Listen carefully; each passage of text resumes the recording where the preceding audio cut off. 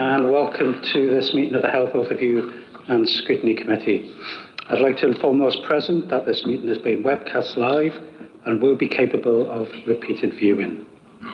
Moving on to the declaration of substitutes. Are any members in attendance today as substitutes?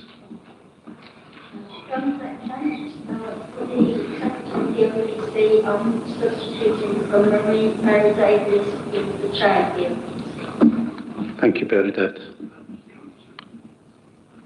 I have two apologies from Councillor Bruno Olivier and Councillor Jackie Simon. And now we're on to declaration of interest. Do any members wish to declare an interest in relation to any matters included on the agenda? Don't see any indications. In terms of the exclusion of the press and public, the press and public won't be excluded from the first part of this meeting as there are no confidential issues. I'm now moving on to the minutes of the previous meeting. The committee is asked to agree the minutes of the HOSC meeting that took place on the 9th of July 2025 and also of the 26th of September special HOSC meeting. Do members agree the minutes of the 9th of July HOSC meeting? Yeah. Agreed. And do members agree the minutes of the 26th of September special HOSC meeting? Thank you. Moving on to my chair's communications. Firstly, we have a new member on HOSC. I'd like to welcome Councillor Marina Ladamaka, who will be replacing Councillor Julie Cattell on the committee. I hope that Marina enjoys her time on this committee. I'd also like to thank Councillor Cattell for all her work on previous committee meetings with HOSC. We're looking at a wide range of issues today. First up is our annual paper on plans to deal with additional pressures this winter. There will be a presentation from partners across the health and care system reflecting the fact this is a partnership endeavour. There will be a follow-up paper next summer evaluating how the system performed across the winter. We also have a paper on cancer diagnosis and treatment. Improving cancer outcomes is both a local and a national NHS priority.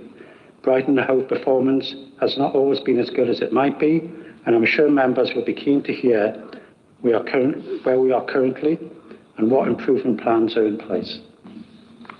Members may also be aware that there's currently lots of activity in terms of NHS commissioning arrangements. These are important issues, and I've asked NHS Sussex to provide a quick verbal update at this meeting on where we are locally. The government has recently announced that it intends to do more to share information on NHS performance with people who use NHS services. As part of this, we have the first NHS Oversight Framework dashboard released this summer, followed by the publication of league tables for both acute and non-acute trusts in September.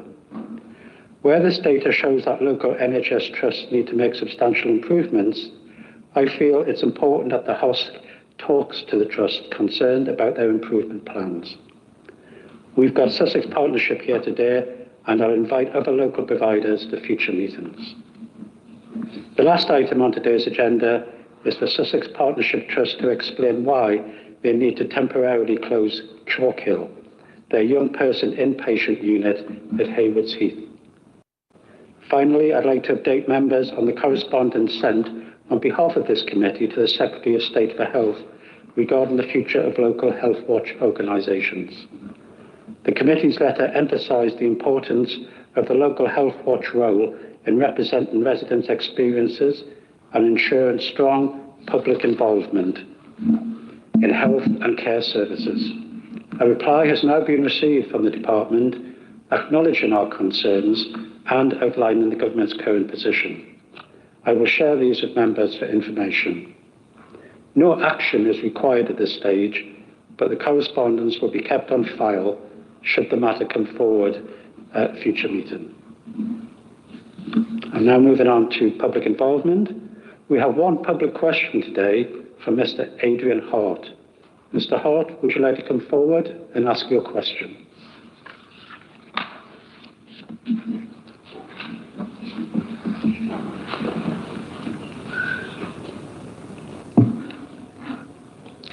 Can you hear me?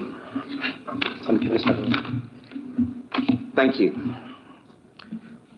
In January, Hove heard a presentation from Sussex Gender Service, but many questions on prescribing practice, age of access and pathway safeguards were not answered and remain outstanding.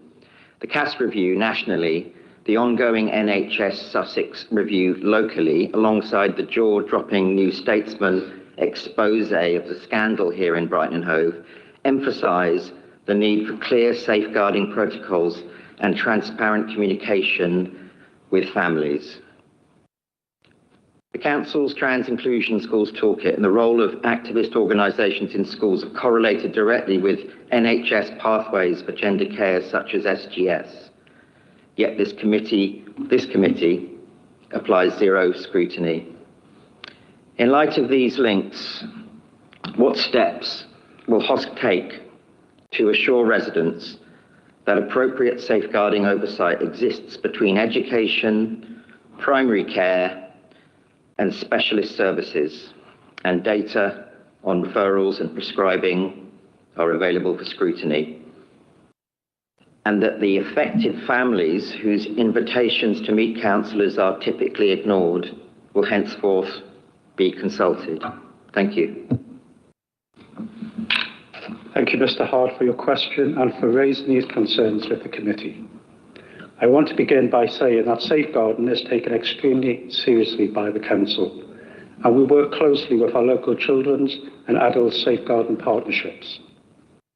As you'll be aware, the issues you refer to are currently the subject of a live and independent investigation being led by NHS England and NHS Sussex. That investigation focuses on prescribing for under 18s and is being carried out by independent clinicians. The terms of reference set out the safeguarding duties involved, and the process is already underway. Because that work is ongoing, and because it relates directly to clinical practice and individual patient care, HOSC, like the Health and Wellbeing Board, must respect the boundaries of that process. We cannot comment on individual cases or make assumptions about clinical decision-making while the investigation is underway. What we can do with our scrutiny role is ask NHS Sussex and NHS England to provide HOSC with the system-level information that can lawfully be shared during the investigation. That includes updates on safeguarding arrangements between schools, primary care and specialist services, and any aggregated activity data that NHS Sussex is able to publish at the appropriate time. I am aware that some stakeholders have suggested a range of actions for HOSC to take at this stage. It would not be appropriate for the committee to commit to any such actions while the NHS Sussex investigation is still in progress. However, once the investigation concludes and the final report is available, HOSC will consider its findings openly and transparently, and will then determine whether any further scrutiny activity is necessary. That ensures we remain within our statutory responsibilities, avoid prejudice in independent clinical processes, and uphold appropriate safeguarding and governance standards. On the point about families, I want to be clear and consistent with the position already set out by the Chair of the Health and Wellbeing Board. Councillors cannot engage with individual clinical cases. However, once NHS Sussex is able to report on broader system issues, those will be considered openly by HOSC in the usual way. And also, just to be clear, schools are not involved in the prescribing of medication. That is a clinical decision between the patient and their doctor. The school's toolkit was revised earlier this year, taking into account the CAS review, and emphasised the need for a case-by-case approach, seeking legal advice where necessary. There have been no legal challenges to the toolkit. If there are safeguarding concerns about an individual child, there are mechanisms to report them to Children's Services. Finally, NHS Sussex is committed to publishing as much information about the investigation as it can on its website, and will continue to update the public as more can be shared. HOSC will continue to scrutinise the matter carefully within the limits of our statutory role and we will ensure residents are kept informed at the appropriate and lawful points in the process. I wish to ask you, Mr. Hore, if you have a supplementary question. Yes, I do. Chair, returning to the unanswered questions Councillors O'Quinn and Baghoff put to Dr. Allen and Dr. Rutherford in January, I understand Dr. Allen has since told this committee that the information is not readily accessible. You have said you are content with that response and do not intend to pursue it further. But this is the Health Overview and Scrutiny Committee, and you have a statutory responsibility for scrutinising children's healthcare in the city. Safeguarding is not discretionary. Under the Children Act 1989, when there is reasonable cause to suspect that children have suffered or remain at risk of significant harm, the local authority has an absolute duty to make inquiries, and that duty exists regardless of any ongoing NHS investigation. Parents in this city have already provided both the Council and NHS Sussex with detailed accounts describing how children were socially transitioned in school without parental involvement, and later referred into medical pathways culminating in prescription of hormones or puberty blockers outside national guidance. One parent gave a deputation to the Health and Wellbeing Board, as you've mentioned. Others have submitted formal correspondence. Their accounts are consistent, serious, and deeply distressing. Mr. Howard, can I just interject to ask if you have a supplementary question within your comments? Yes, it's just coming. And NHS Sussex, now leading the so-called rapid investigation, is the very body that commissioned, authorised, or ignored these practices for years, raising legitimate questions about the independence of that process. So my question is, given the weight of parental evidence already known to the Council, and given that NHS Sussex is effectively investigating its own actions, how does HOSC justify taking no direct scrutiny action to ensure children in this city are safe, including considering whether the threshold has been met to request a child safeguarding practice review? Thank you. Thank you, Mr. Hart. HOSC must follow a due process. We cannot intervene in or run parallel to an active clinical and safeguarding investigation. Our role is to receive the completed findings and then consider what, if any, scrutiny action is necessary. Acting prematurely would risk undermining both the investigation and our statutory responsibilities. If the final investigation report identifies systemic issues, HOSC will scrutinise NHS Sussex response and may make formal recommendations, but we will not preempt the findings of an active independent process. Thank you for your supplementary question.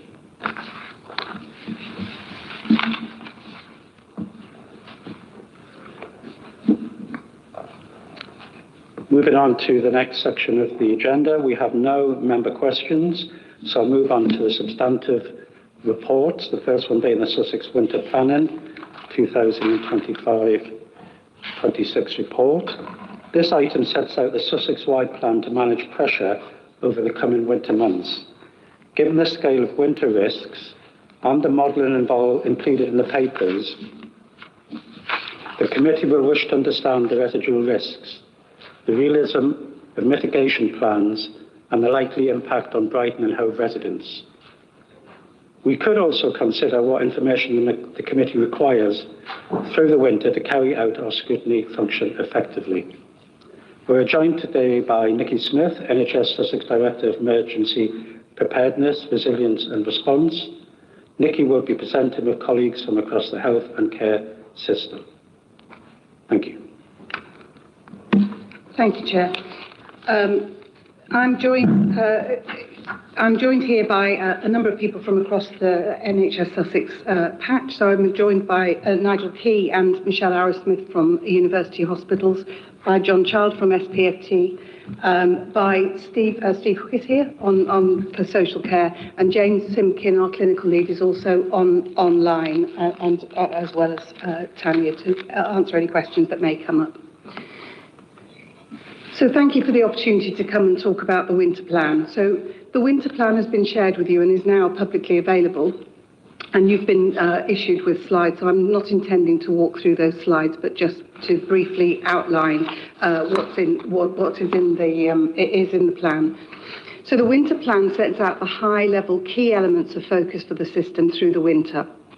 The overall aim of the plan is to support people to stay well and maintain safety and their general experience by focusing on a small number of high-impact actions. We've taken a 4-pillar approach this year to respond and align to local and national areas of focus, which have been identified through a series of directions, such as the NHS England in their national UEC plan, the NHS 10-year plan, as well as our Sussex Shared Delivery Plan. The 4 key areas of target areas where we feel will get the greatest impact, or which identify the areas of greatest need, are acute and in-hospital care, primary and community care, the delivery of sound clinical and operational management, as well as sound oversight, governance and escalation. Key to the development of the plan was the joint working that we did across the whole system, integrating all of the organisations' individual winter plans. The demand and capacity modelling of all of our beds at our acute sites to test their ability to manage possible winter pressures and the expected impact of our plans to mitigate those pressures, and engagement with our stakeholders, both clinical, strategic and operational, to ensure that system partners work together to balance the risk across the system, and our clinical leaders remain at the heart of decision making throughout that period. So Pillar 1 looks at acute and in-hospital care, focusing on 7 areas identified in the national UEC plan as having the biggest impact on our improvement over winter, as well as managing planned care and maintaining capacity and resilience in our workforce. Pillar 2 looked at primary and community care, focusing on a proactive care approach to support our population to stay well and supporting the most vulnerable and those at highest risk to minimise exacerbation of illness. We'll do this by improving vaccination rates, including for healthcare professionals, and proactively identifying patients with the highest needs in the community and planning for their care throughout winter. We're also working to improve flow through intermediate care services and increasing the utilisation of virtual health solutions. Pillar 3 looks at sound clinical and operational management, focusing on ensuring that we have robust operational management model in place with clear coordination across the system. The System Coordination Centre will continue to monitor the system using our frameworks, both our Shrewd and Opal framework, which is a national framework to look at pressures across the system, and will escalate emerging issues through its rapid escalation routes where required. This is linked with a coordinated system-wide communications and engagement approach to ensure that we have clear communications in place to support operational delivery and public confidence. Pillar 3 also includes a plan to run a sequenced multi-agency discharge event over 2 weeks, with the first being at the beginning of December in the run-up to Christmas, and the second being at the beginning of January in the post, which is historically a really pressured time for us. This aims to reduce bed occupancy to below 80% by the end of December in order to improve capacity and flow in the run-up to Christmas and following the expected increase in respiratory demand in early January. Planning is currently in place for this, And we started our task and finish groups on the 16th of January with all of our local system partners, including local authorities, primary care and our voluntary partners as well. Pillar 4 looks at governance, oversight and escalation, focusing on how we oversee the delivery of the plan, including reporting and escalation routes. Work is ongoing to develop a monthly report pack which will be circulated to the relevant boards monthly from November onwards. And in fact, the first one will be delivered next Tuesday. As part of the development of the plan, representatives from the system, from the Sussex system, took part in an NHS England regional winter resilience exercise on the 8th of September. The event tested a number of scenarios and identified further tactical actions which system partners agreed to take to improve resilience, in particular in times of extremis. These actions are being worked through at pace and tested again through the MAID events, and the majority of them have been included in the plan. These actions are expected to help mitigate the risk of capacity being breached at times of peak pressure.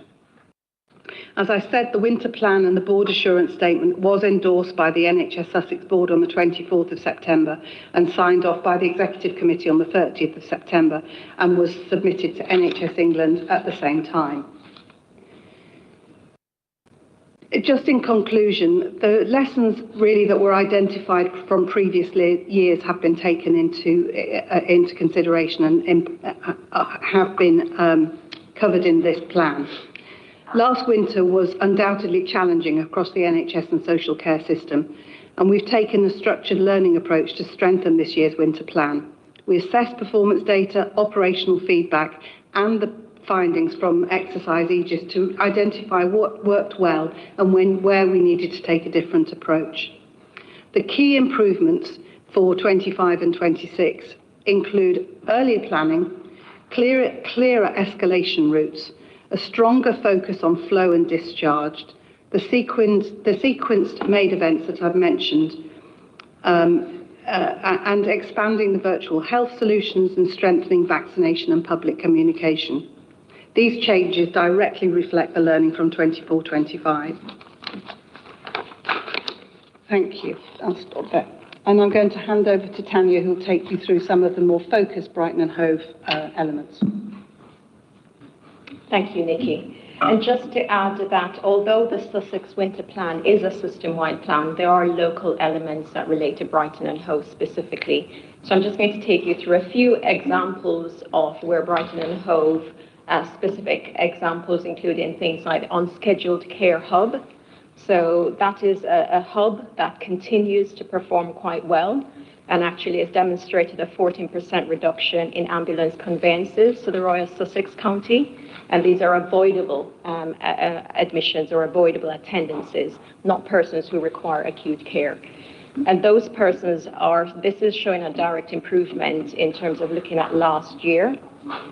In terms of this year, as I mentioned previously when we did the evaluation of last winter, we have now got a Neighbourhood Health Alliance in place, and that Neighbourhood Health Alliance was commissioned this year for Q4, but also into next year, to deliver what we call a more focused admission avoidance lens. So these are community services, so community as in community NHS services, Sussex Community Trust, primary care community services, so all of the primary care networks, but also GP practices involved in those networks. Also includes the Sussex Partnership, so mental health component. And within that provision, what we want to do is more proactive care planning. So where we can provide more comprehensive community services, which prevents persons from having the experience that they do have sometimes in an acute setting, where their care could be better managed in the community, and we can avoid admissions completely, then we have set up what we call multidisciplinary teams that are doing case management or care coordination. So that's new for this winter, and we have set a target of 2% reduction in non-elective avoidable admissions, and we have a list of avoidable conditions that we're monitoring, and we will be able to monitor every quarter as to are we reducing those avoidable admissions. And these are persons with multiple long-term conditions or frailty factors that we know that their care is better managed either in their own home or in a setting that's suitable to community services and specialist services in the community that can provide that care. The other note for Brighton and Hove is that after pursuing a funding bid by the Health Innovations Network Respiratory Transformation, we're looking at supporting COPD patients more comprehensively. This year, we know one of the highest reasons for admission into hospital are respiratory, unrelated to vaccine, but more related to a long-term condition like COPD. And what we want to do is to optimize their medication, optimize the pulmonary rehab services, but also in terms of our tobacco cessation or tobacco dependency services, but also ensure that we're more ready for any spikes in respiratory conditions over the winter months. And the last thing, just wanted to note that we have a raft of Better Care funded avoidance of admission services that Steve will agree we've continued to focus on avoidance of admission, and we jointly deliver many of those services with social care in alignment to NHS services and also the VCSE sector.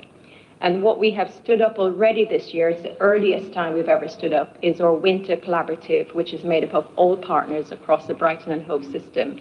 And that stood up on the 1st of October. Previous years, we've not stood up until the 1st of November. So it's just to give a sense of assurance that this year we're taking the learning from previous years and trying to get ahead of the game around avoiding admissions where possible, but supporting discharges earlier back into the community. So I'll stop there and back to you, Chair. Thank you very much. Thank you both for giving that comprehensive introduction to your report, and I'll open up questions to members. Councillor O'Quinn. Sorry, yeah, one of the first questions I wanted to ask was actually about it was vaccinations, because I'm aware that for staff at the hospital it's really important that there isn't as much sickness there as there might be in the general population. And I might have read those figures wrongly, but it seemed that the vaccinations for staff were less than for the general population. But you might correct me on that. And also, it would be quite good to drill down just a little bit more, because in what you were talking about, there was obviously huge importance for the senior clinicians during those times when it's very busy to be there and organise things. So I wondered what the vaccination rates were for senior clinicians, because that would seem to me to be actually a really important area. I'm not suggesting that nobody else is very important. It's just that because you've got to direct things, you really do need that. And the other question, I mean, I probably got some more, was young people. And there's a bit about young people and A&E. But I think young people go into a different emergency department, don't they? They go into the one in the children's hospital up to the age of 16. So, and it's 16 the cut-off, essentially. So I don't think you would, from what I've heard from people, when their children have gone past 16 and they have to go into the main accident emergency, they say, oh my God, they just sort of they think, oh, that's going to be ages wait. Whereas in the children's one, it seems to progress more quickly. So that's an area that I'm quite interested in. And I think that I will, oh yeah, the other one was, I'm kind of interested in it, is how much you're using AI in what you do. Because there's a lot about virtual wards or virtual looking after people, and I kind of wonder about that and how it works effectively. But I just wondered if you were using much AI in all of this. Okay, thank you very much. Thank you. Jackie, turn your mic on. Yes. Sorry. Thank you. I'm going to hand over around the vaccination piece first off, if that's okay, to Nigel. Thank you, and thank you very much for the question. So I'm Nigel Key, the Chief Operating Officer for University Hospital Sussex, so I can talk to you about some of the vaccination campaign that we've been running inside the Trust, and again building on some of the experiences from last year. What we do know is that one of the things we've been doing this year is increasing the amount of sort of roving teams. So rather than staff having to book a time in the clinic to go and have their flu vaccination at a certain time, actually what we find, that might be fine for some staff, but for others it's a lot more convenient just to have roving teams who can go onto a ward or a clinic or a department and offer vaccination in that person's area of work. So that seems to be definitely been well received and certainly is, I think, one of the things that's helped our flu vaccination rate this year.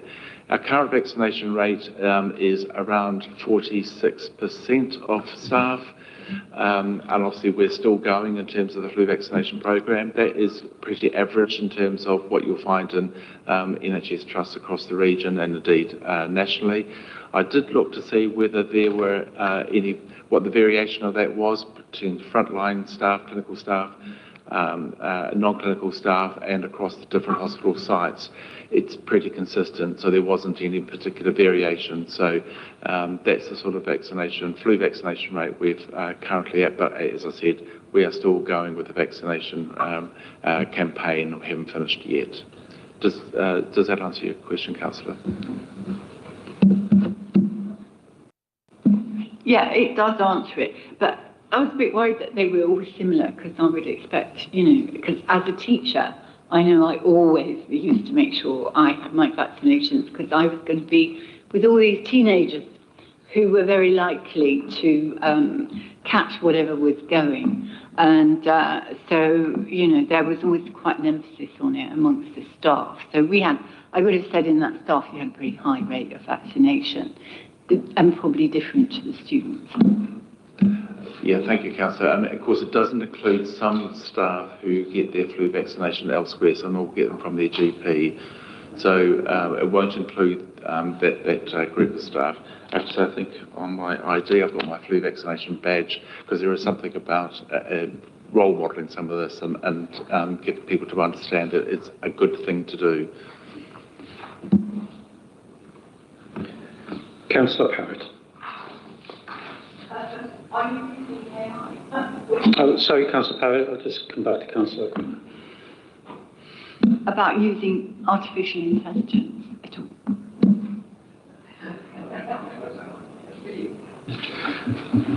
John Charles from Sussex Partnership Trust. So just in terms of your vaccination question, very similar to my colleagues in University Hospital Sussex, we have a much more proactive approach than last year. We have roving clinics, we're offering staff vouchers, and I think we're running, I was just texting colleagues just to check, I think it's 33% for frontline staff. So whilst we want it to be higher, that is higher than it has been in recent years. In terms of AI, we're not using AI specifically for winter, but we do have an AI program within our organisation. We've got some innovative work around triage, so clinical triage in our children and young people services. We're piloting something in one particular area. We are in partnership with a digital organisation to consider it, but I think it's important to stress it's very much in its infancy, and there is some very careful governance around it, because obviously for all the obvious reasons. I suspect many trusts are in a similar position in terms of our caution, but recognise the potential, particularly around data quality and performance reporting. Councillor Parrott. Sorry, Chair, if I could just add to that with your permission. Similar for University Hospital Sussex, and obviously AI is something that's impacting on all of our lives increasingly so. So there's nothing specifically for winter, but we have got the use of AI in different services, and as my colleague said, again, we've got some very careful governance in place around the use of AI, but a lot of interest, and it was certainly a topic that came up in our recent staff conference as well. You also asked a question about paediatric ED, so if I can just briefly answer that. So as you know, on all 4 of our hospital sites, we've got a paediatric ED department. Our biggest one is obviously the Royal Alex, which is solely for children. Certainly our timeliness of access for those children and young people who are accessing that service is quite good. Around 92% are seen and sorted within 4 hours. I'd like to see that even better, which we're working on. And we've been doing some work on improving some of the physical environment for those children and young people too, recognising the environment has to be a bit different if you're a child versus a teenager. So that work is ongoing. If once they do reach an adult age, you're right, they then go through adult ED. The numbers are actually very, very small in that cohort, so that tends to be either at the young end or much later on in life. So the sort of 17 to 25-year-old cohort is actually very small in terms of who presents an ED.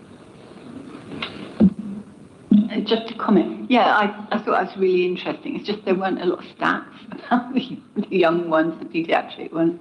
But thank you for your answer. Councillor Parrott. Excuse me, Bernadette. Councillor Parrott first. Good afternoon. I've got a couple of questions. My first question is relating to equalities and diversity. The winter plan sounds great.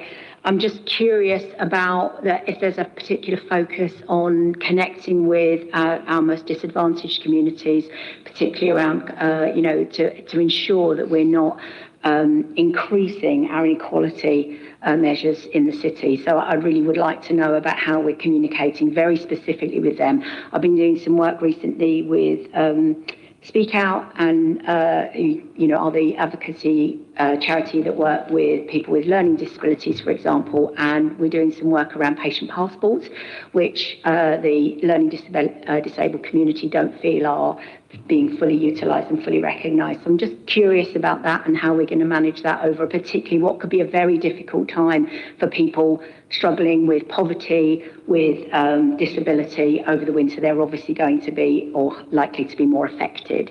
So that's my first question. The other question I have, would you like me to do both together? Yeah, so my other question is around mental health and crisis management. Sorry, John. over this period, obviously, this is a time for increased mental health episodes for people, very, very difficult time for people. We've already got a massive crisis in the city with beds. For example, I had a case myself personally as a psychotherapist in my other life about 3 weeks ago where a client rang and said this was it. She was finishing, she was done, she was checking out. And with the help of her consultant psychiatrist, we managed nothing on a Friday, not a bed, not a chair, not a crisis team appointment until the following Wednesday. Now, she was very serious about this was, she rang in desperation because she didn't know who else to ring, and I've been working with her for a long time. It's just an example. It's not the first example I've had in 20 years of doing my work. So it's an example of something there literally wasn't anything. The psychiatrist was at his wit's end. Clearly I was as well, and I don't have the same authority or power that he does. So it was a very, very difficult weekend.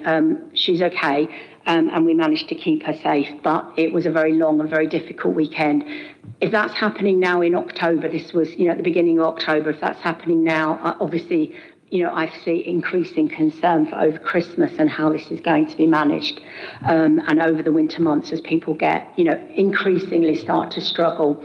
And obviously the other thing I'm very concerned about is the intersectionality there, particularly around residents in the city who are struggling with neurodiversity and autism, because this is the time of year, obviously, when we're likely to see burnout starting to happen, and people with neurodivergent diagnosis or not diagnosed even, but starting to really, really struggle.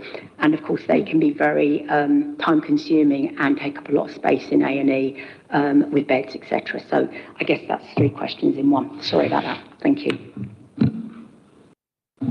Thank you. So, Chair, I'll pick up the equalities question and then hand over to John for the mental health.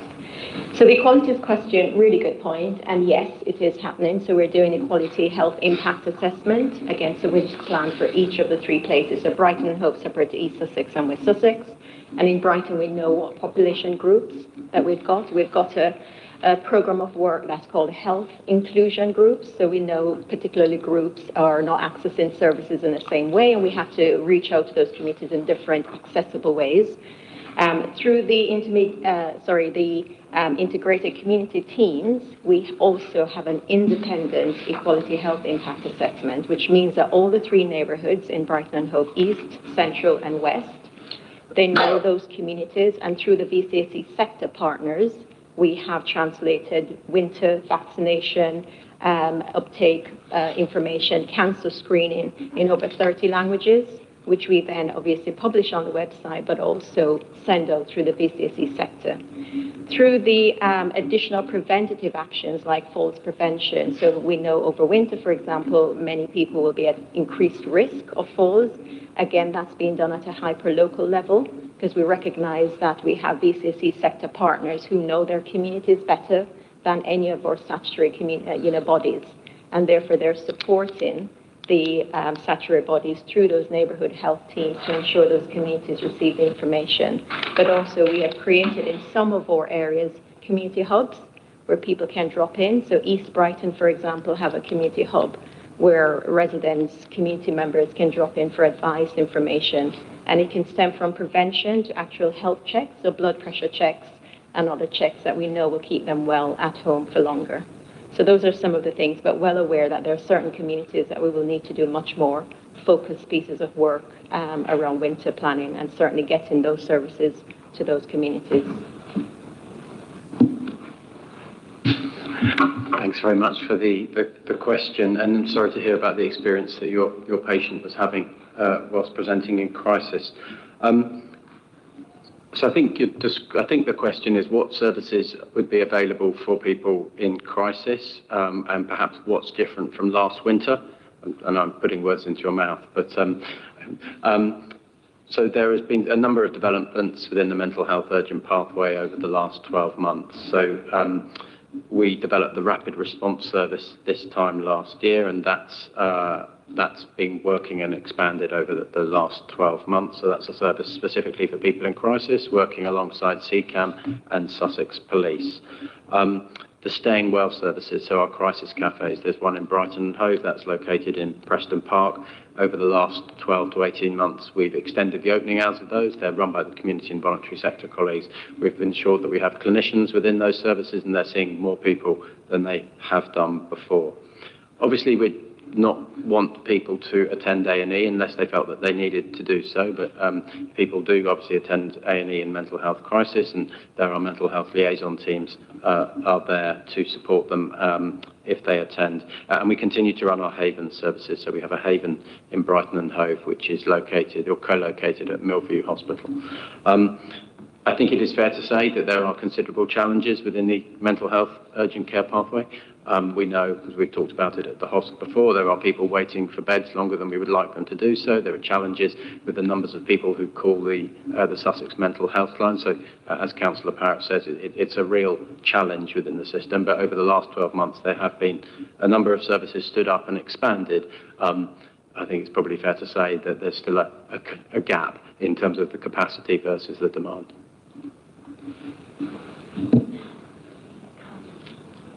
Is there additional resource being put in over this particularly complex time for many, many people, particularly with mental health? I mean, Christmas can be a very, very difficult time for people with mental health. You know, have you got additional resource, to bump up during that time, given that we're already in crisis, if you like, as a city and probably wider as Sussex as well? No, we don't. No, we don't have specific additional resource. I mean, there are a number of winter schemes in place already, but there is not a pot of additional resource being made available for us to expand our services further at this time. Jeffrey.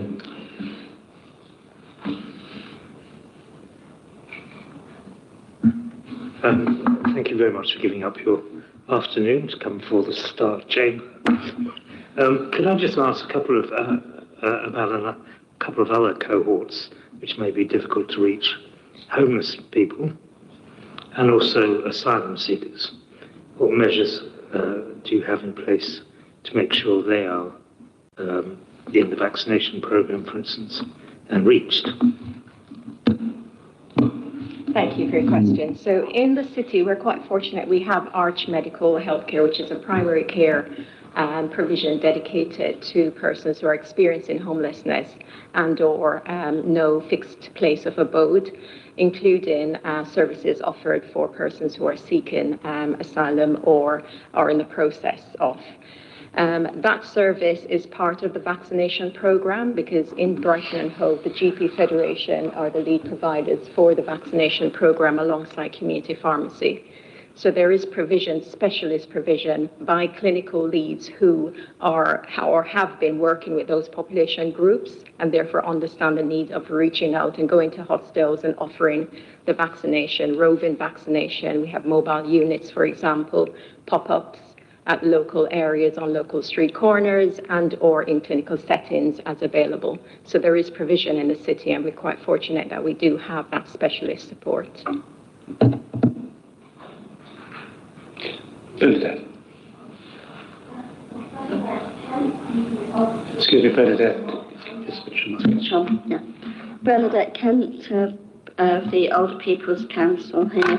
My question concerns discharge at hospitals. And I was looking through and I see you've got a data-driven approach for midday discharges at hospitals. And the excellent Health Watch, Dr. Khalid Ali, has shown very poor health outcomes of a very poorly delivered discharge process. And so I fail to see how this aligns with the system-shaped delivery plan of improving lives together, because it seems to me that the time pressure of a midday discharge data exercise could have increased adverse health effects for the older patients and exacerbate poor discharge processes further. So could you tell me if you're going to monitor the hospital returns, and are you going to take into consideration people living alone without support?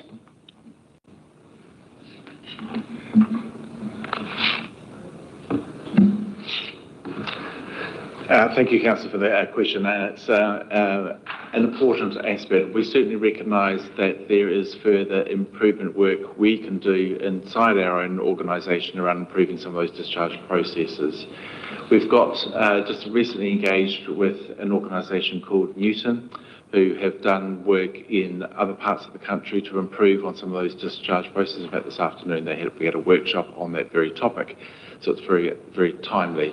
And that is about how do we actually make sure that we've got our house in order, and there we're making sure that we've got our processes right, the communication right with patients and their family, and with other care and agencies that are involved in that person's onward care.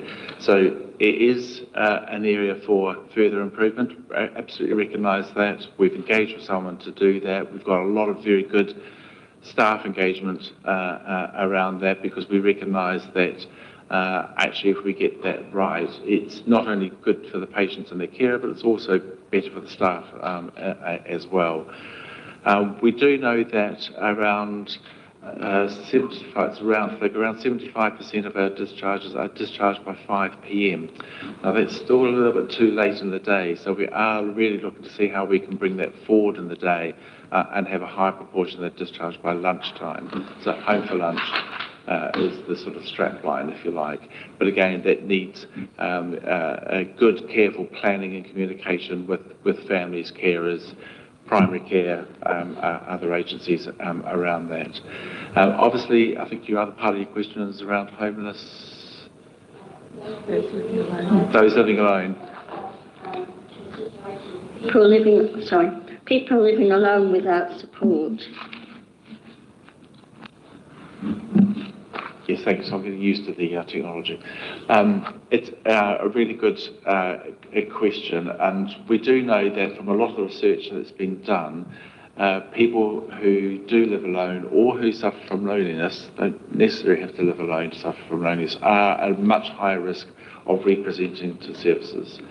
So we're really keen to make sure that for those people, again, there's more work we know we can do with voluntary agencies, and I think they can play a really important part in terms of helping patients to resettle back into their home and linking up a lot more that whole discharge planning. So more work, I think, to do with voluntary agencies in particular.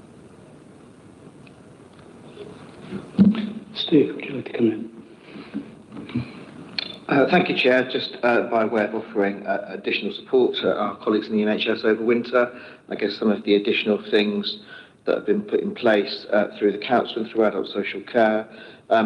We revised our home care commissioning in the spring, summer of this year in terms of our framework contracts to make sure that we've got a robust and resilient home care service over the winter, so that we've reduced times people are waiting for home care. We recognise as well during winter there are some particular challenges for older people with dementia coming out of hospital and receiving the right kind of step-down support. So we've stepped up an additional 6 beds at Arlen Lodge, which is one of our directly provided care homes in Woodingdean, for step-down support from hospital for people with dementia over winter. In terms of admission prevention, we know that one of the best ways of facilitating discharge is to make sure people don't go in the first place.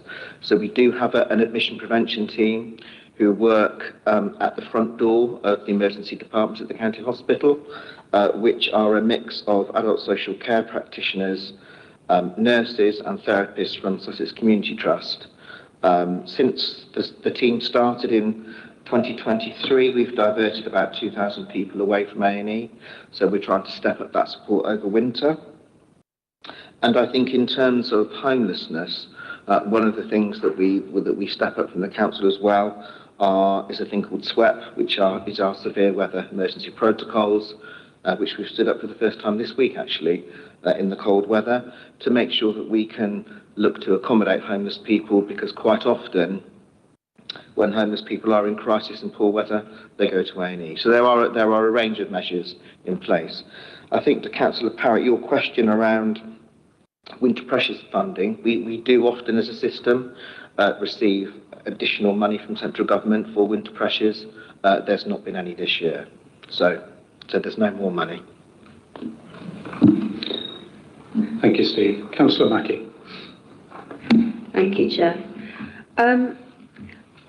So an important part of an improvement and development plan is reflection and evaluation. So what have you learned from any weaknesses in the past winter plan, which has directed you to any significant changes for this year? And what are these changes? And are there still areas which you feel might be weaknesses and which prevention or provision might be wanting? Thank you. I can start a little bit and then I'll open up a bit wider. So some of the things that we found from last year that we felt we wanted to take a different approach to from an NHS Sussex point of view was really about the earlier planning. So our winter plan has been circulated earlier than it was last year. If you remember when we came last year, the plan hadn't actually been published.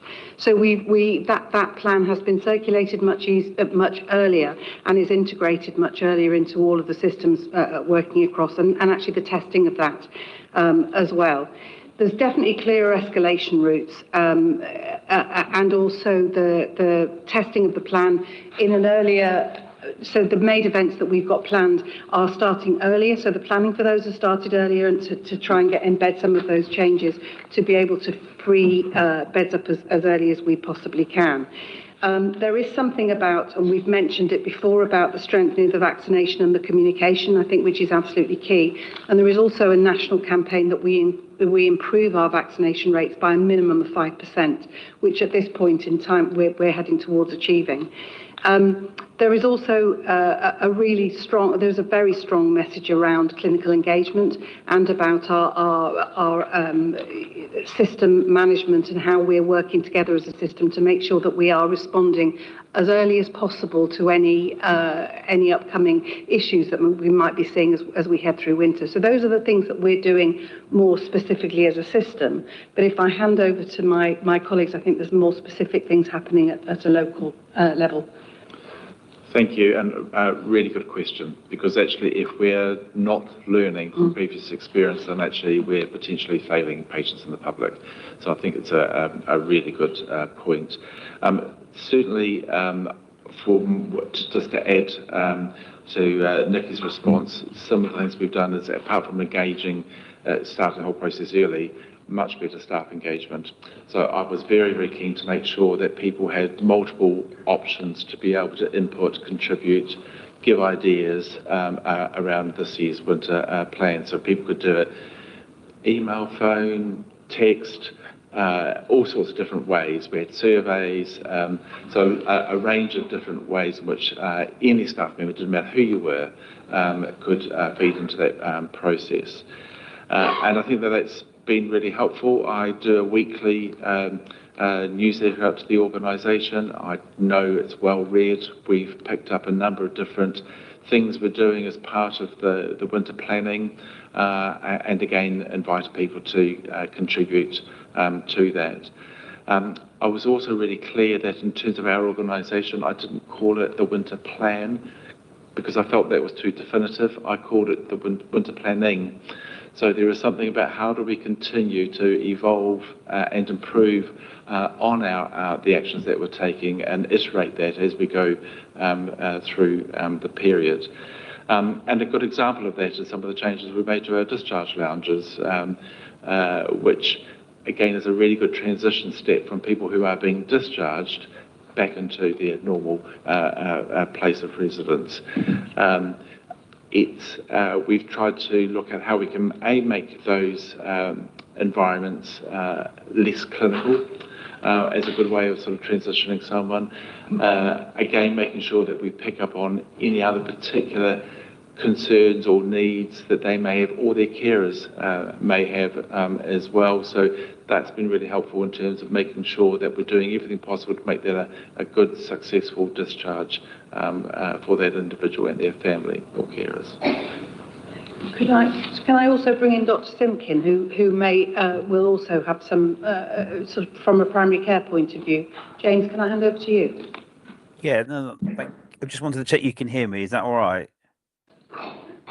Yeah, and in terms of the work that we carried out kind of last year, we were looking at more kind of proactive care. So there was a piece of work where general practice was asked to kind of review or to look at their patients who were at increased risk of admissions, and obviously that's developed over the year, and the learning is from now to focus on those patients, to kind of carry out more proactive reviews to ensure that we have care plans, escalation plans, sometimes respect forms, which are used to advise other clinicians on how best to manage patients, and also to kind of carry out kind of routine kind of medication reviews. I think what we've learned is by kind of proactively looking at those patients, finding those patients, and then referring them to multidisciplinary teams earlier can then prevent deterioration, especially over the winter months, and then obviously prevent admissions too. Thank you. Councillor Parrott. It was a really quick question, actually. I just noticed there's quite a reliance on the VCSE sector, which is great, and it's fabulous that they're involved. Can I just check that they're also being offered the vaccination programme?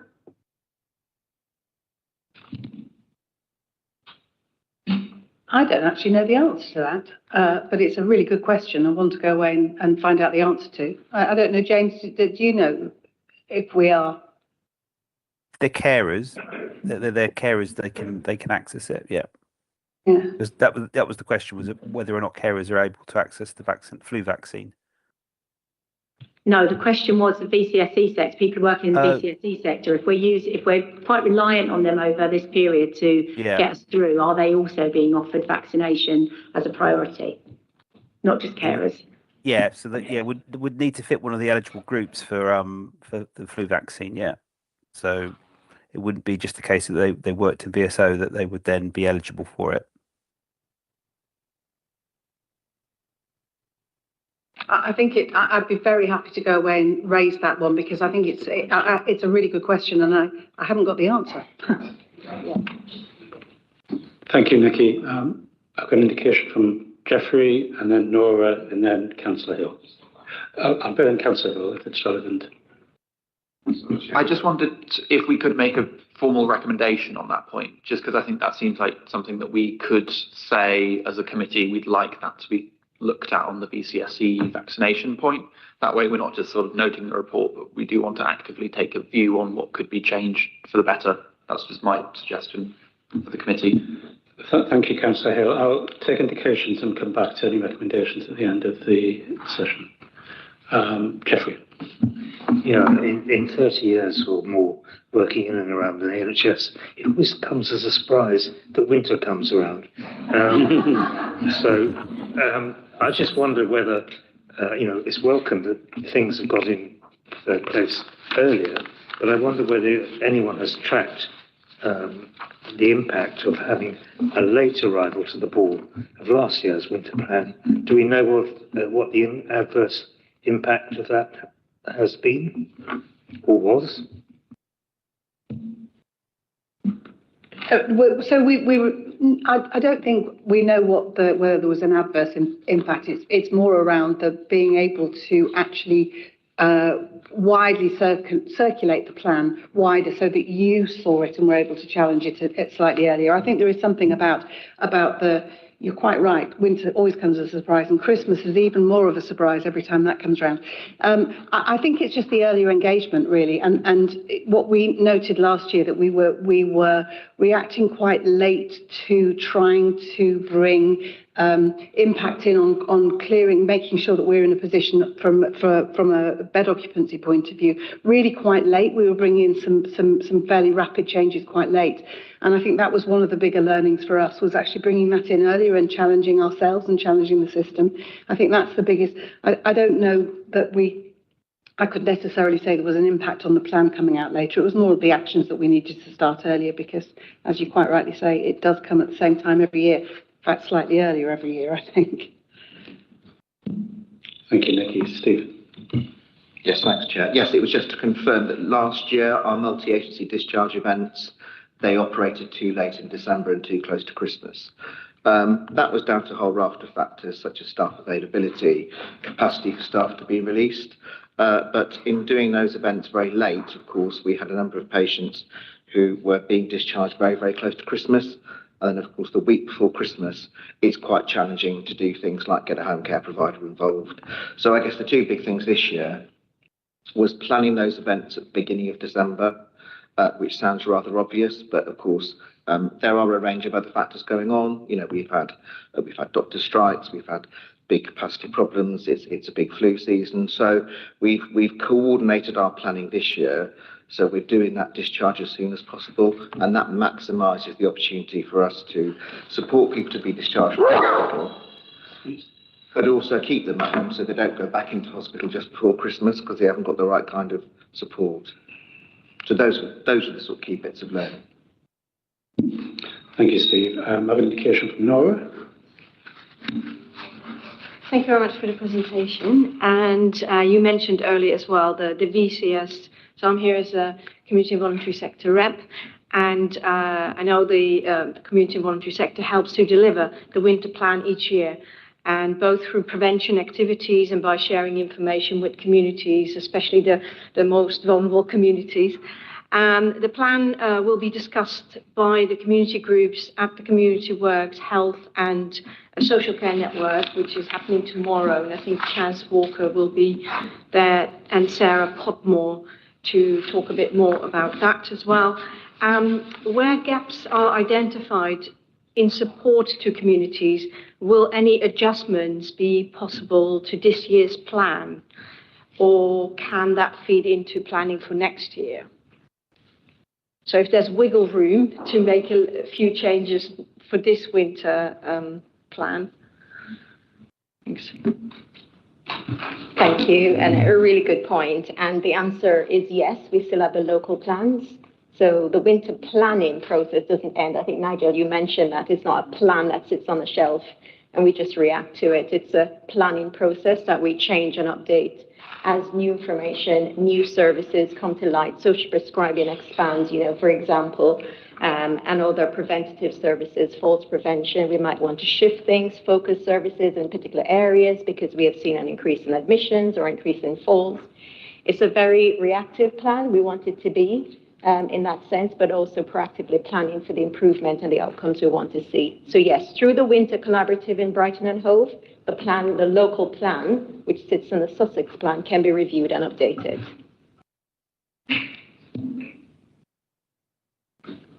Thank you. Councillor Quinn.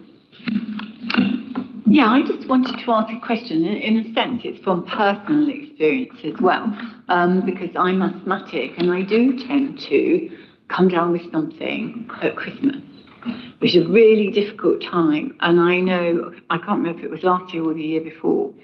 And because I have asthma and I kind of check things, I've learned to check things. And one of the things is blood oxygen levels. And I wasn't sure when my GPs were open over Christmas. And I don't think I would have gone up to the NHS because you never feel you're ill enough. You never feel you've got to be really ill. Probably, near death, I think. And then I did my blood oxygen and it was 88, which was really, really low.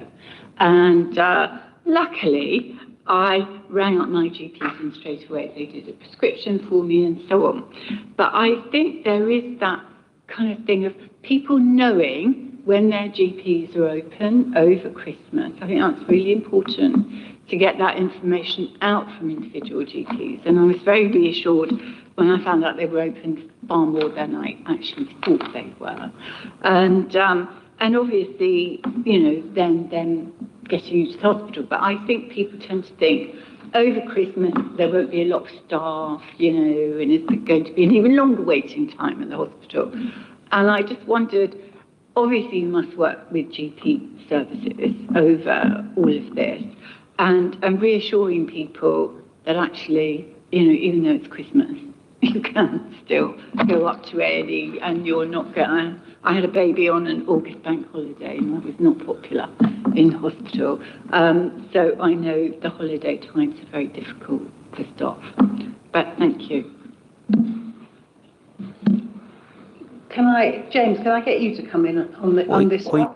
Yeah, well, I mean, general practice is open all the time. If it's a bank holiday like Christmas Day and Boxing Day, then obviously it's not open. But for all other days around the Christmas period, then they should be open from 8 till 6:30. And I think, there's a slight paradox, ironically, when you get close to that week before Christmas, actually general practice, the surge kind of changes slightly, and so usually you can get seen around that period. So it's kind of usually afterwards, kind of the January, February time when demand and the surge seems to affect general practice more so. But yeah, you're right. I mean, you should be able to phone up your GP. The opening hours are all, as described, and it's only really Boxing Day, Christmas Day, sorry, that when obviously general practice, the actual core GMS service is closed. So we should obviously have that kind of advertised around the kind of Christmas and New Year period.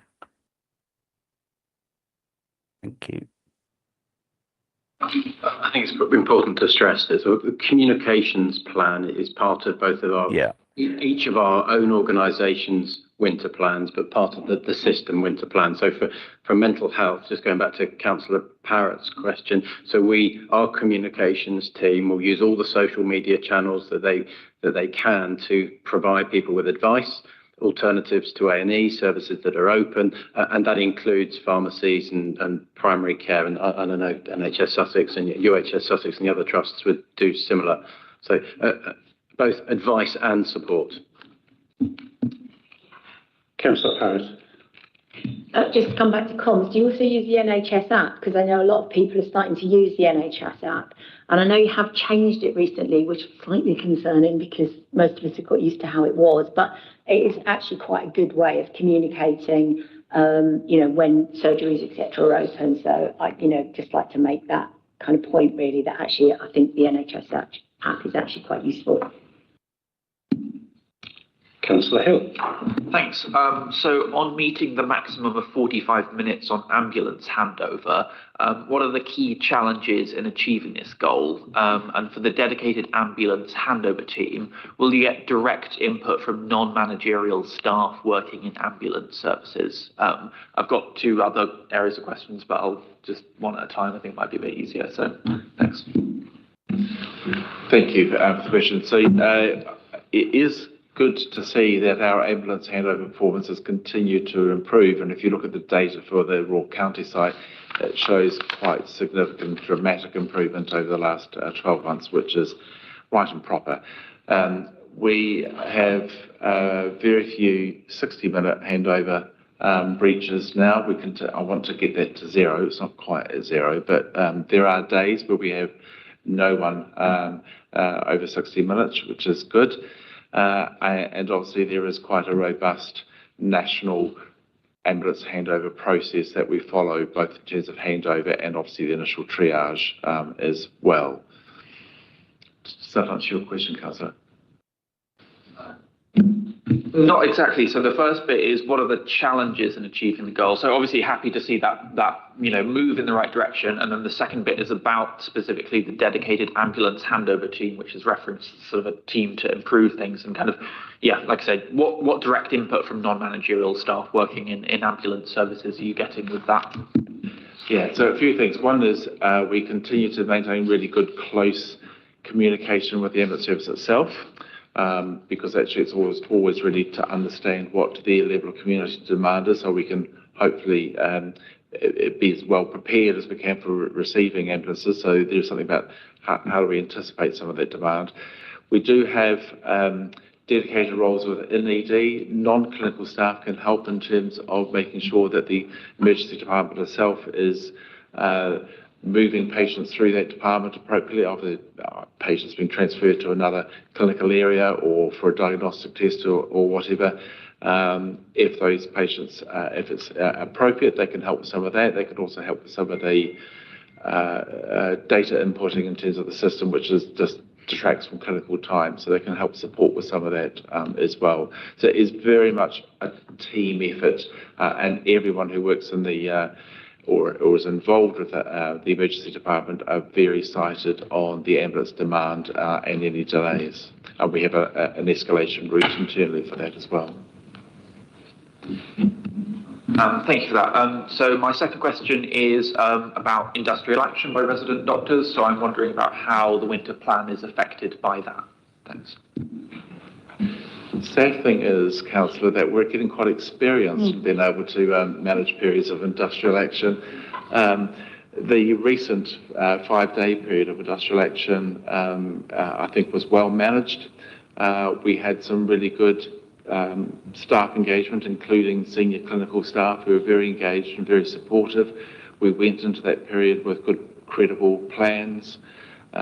We've seen good A&E performance over that time, and we also delivered pretty much all of our elective surgery during that period as well. So I think that was well managed, and we haven't been notified of any other dates this side of Christmas for industrial action, but we are working on a planning assumption that there'll be further periods of industrial action in the new year. My final question, thank you for that, was about waiting time for mental health beds. Already touched upon that a bit. So there's part of it was just checking, because it says it's reduced in terms of the waiting time since March 2025. I just want to know if that's continued downwards in terms of the waiting time since then. And then secondly, I've been told by Sussex Police that if an individual is known to mental health services, they're often less of a priority for a mental health bed. So is that correct? And if they're trying to do harm to others, such as breaking into people's homes, can they be prioritised for a bed? So I've really had to actually fear for my life multiple times this year directly because of long waiting times for a mental health ambulance. So just something I've got a really strong personal interest in. Thank you. Can I just clarify, sorry, the waiting times for what? I wasn't very clear. Was it for mental health? Yes, specifically for mental health beds, so the stats are until March 2025. I'm happy to take that, Councillor Hill. So the waiting times for beds for admission are longer than we would like. I don't know if the stats that you're looking at are specifically for patients waiting for Brighton and Hove patients or whether they're on a pan-Sussex basis. We have seen a slight improvement in waiting times for beds in recent months for patients in the Royal Sussex, but it is longer than we would like. I think your next question was around the clinical prioritisation of patients for admission. So we do clinically prioritise patients waiting for admission, and there's a number of criteria for that, taking into account their personal circumstances, their clinical risks, their diagnosis, their treatment, where they are, whether they're at home, whether they're in an ED department. We will take into account the number of people waiting in one particular setting, the Mental Health Act framework of which they're being cared for under. So there's a number of criteria. Every patient that we assess as needing to come into hospital, we complete what's called a clinical metrics for them, which presents an aggregate score, and the clinical team that oversees the patients who are coming to hospital will make an hourly decision around clinical prioritisation. Thanks. I think that answers my question. Appreciate. Yeah, it is a complicated thing, so you have to do an aggregate. But yeah, it's just something that obviously very concerning in the current state of affairs. Thanks. Do I have any other indications from members? Questions? If not, please indulge me. I have a couple of my own. Sorry, Jeffrey, did you have an indication? Apologies. Well, I was just going to say that one of the barriers to speedy handover is actually space. So when we've done interim views into A&E departments, we've still seen people queued up in corridors and patients sitting in the back of ambulances. And even though a new ambulance superhighway has been created, and I was interviewed about it, I don't think patients are interested in how you arrange the deck chairs. All they want to know is whether ambulances are going to pick you up speedily and get you to the treatment centres and be seen in a timely fashion. If I could just briefly respond to that. On the 2nd of December, so less than 2 weeks away, we're opening our new acute medical unit, which I had the pleasure of visiting yesterday. It's not patients in the year because it's the 2nd of December, but it's a fantastic facility, and that will certainly be the next stage of our redevelopment of the whole emergency floor. So it's another important key milestone for us in terms of being able to provide a better environment for patients, a better environment for staff, and some better pathways for patients. I absolutely know what it's like sitting in an A&E department for 4 hours on the other side of the fence. It's awful. So really, really keen to make sure we continue to make those improvements to keep any waiting for any patient to an absolute minimum. Thank you, Jeffrey. If I may, in terms of capacity and demand assumptions, how confident are you that the system-wide surge planning are adequately resourced, especially given potential staff absences, for example, seasonal illness or inflationary pressures? We're going to do a double act here. It's a good question. So although I've not worked during the winter in this system, I have worked in other systems, and I think that one of the secret ingredients to successfully managing a period is that close working together. So if all of our agencies are working well together, communicating well with each other, we will actually deliver good services, good quality services over this winter period. So for me, it becomes really, really important that we keep close to each other over the next few months. From a UHS perspective, University Hospital Sussex perspective, our staff sickness rates are reducing, and they have been all year. And so I have been looking at what some of those sickness patterns are. And it's one metric, that's important, but it's got to be taken in the context of a range of other workforce metrics as well, including staff turnover or retention. And again, all of those workforce metrics have continued to improve during the year. So I've got a degree of confidence that in terms of staff sickness absence and with a better flu vaccination rate that we've got as well, we should see some positive impact from that over the winter period. So I think from a staffing resource perspective, we're certainly going into this winter period in a much stronger position than we did last winter. I don't think I can add to that. I would echo a lot of that for Sussex Partnership Trust. Over the last 3 winters, we've going back to the questions around learning, we've learned a lot, particularly around our staffing over recent winters. We've got a far less reliance on temporary staffing and agency. In previous winters, we've had to use financial incentives to support staff to work in our acute and urgent care services to safeguard them. We haven't had to do that last winter, and we aren't anticipating doing it this. So our fill rates, our sickness rates, and our vaccination rates suggest that we're in a more sustainable position than we have been. Thank you. My second question you partially answered, which is there a contingency if demand exceeds the planning's assumptions? For instance, what happens if A&E attendances or delayed discharges spike beyond your predictions? What contingency plans do you have in place to make up that shortfall? So from an acute trust perspective, it's always good to have a plan B, usually a plan C and D as well. So we do have a range of things that we do as part of our escalation in terms of if we've seen a particular surge in demand or increased pressure at the back end, the discharge end, then we do have a number of other actions that we will take. But the other important aspect is that we're part of a system, so we do work through the ICB's coordination, system coordination cell, and making sure that we are taking actions that that are synergistic and don't have unintended consequences somewhere else. Do you want to add to that? No, yeah, absolutely. And that's very much part of what's part of the plan, which is around how the System Coordination Centre works. We're also linked very closely into our regional colleagues, and that goes across the other ICBs across the South East and wider. And I think that's really key in managing what might happen, what is happening, and how we can support each other across the piece. So you may see pressure rising in Kent and how that's going to impact on us and what we can do to support where we can with mutual aid potentially.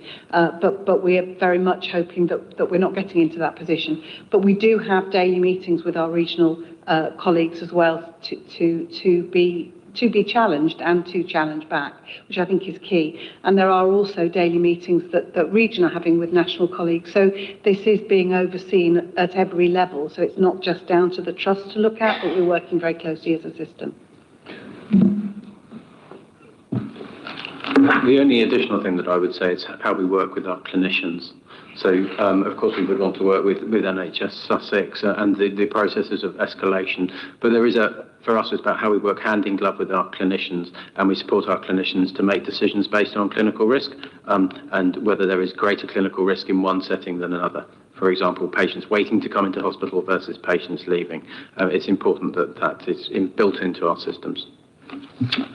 Thank you. I think it's reassuring that there are systems in place to monitor and adjust the plan in real time, and that is really reassuring. Thank you. Councillor Parrott. Is now a time to make a recommendation? I think Councillor Hill earlier indicated a recommendation. I'm just going to check finally if there's any more indications of questions. I can't see any.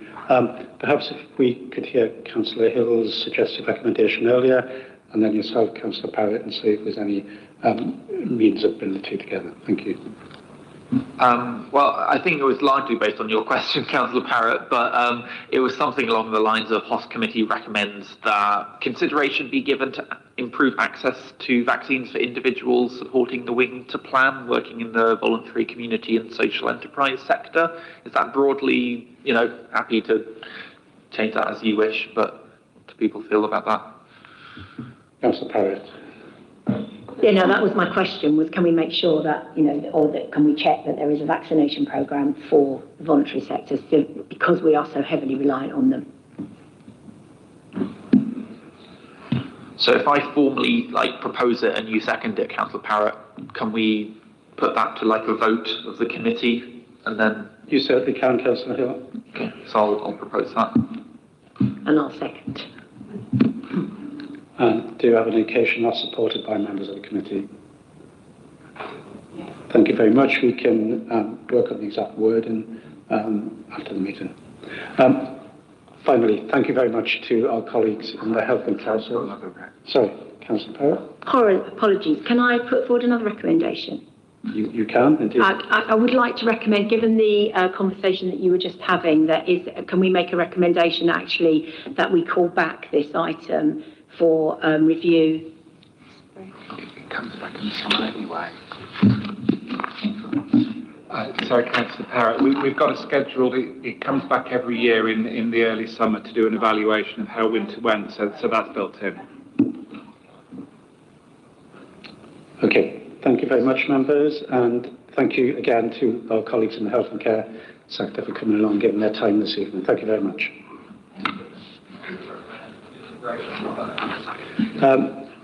Given the length of time we've been in meeting, I'm quite happy to allow a 5-minute comfort break. Thank you.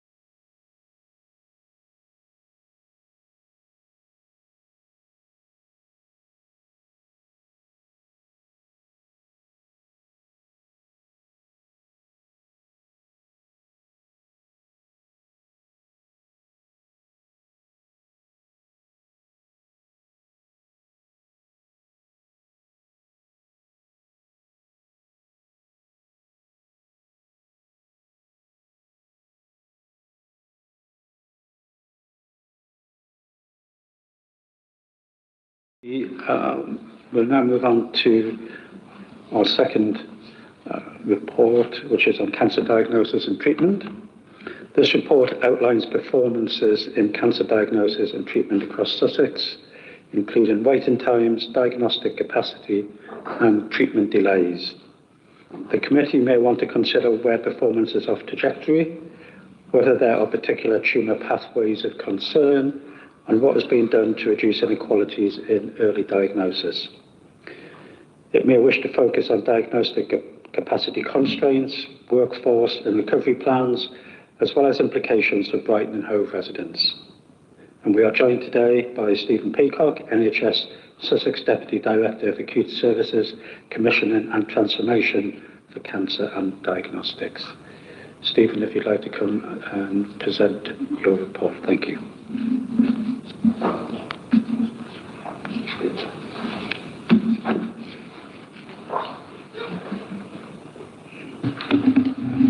Thank you, Chair. And just to introduce the paper, I'll remind members of the committee that we were here, I can't remember how long ago, early this year, to talk about screening, and this is now the acute performance we're going to be talking about largely, but it does have, obviously, as you've intimated there, some implications for preventive work and awareness raising in the community.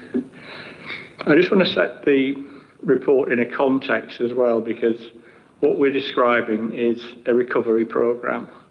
There was a dip in cancer activity in hospitals during the COVID pandemic, and that meant that the performance dipped significantly away from the standards in the three key cancer waiting time standards: 28-day faster diagnosis, the 31-day from decision to treat to treatment, and the 62-day referral to treatment. They all dropped well below the standards, and we're getting there, getting back to them. The 28-day faster diagnosis standard has been recently quite consistently met. It's dropped a little below now, but we're confident we'll get back on target before the end of the year. There are still issues with the 62-day one, but that's seen a consistent year-on-year, and indeed, aside from a summer dip this year, a month-on-month increase.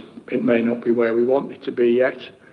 It isn't where we want it to be yet, and it's not getting there as fast as we'd like, but it is showing consistent improvement, and there are identifiable reasons for a lot of the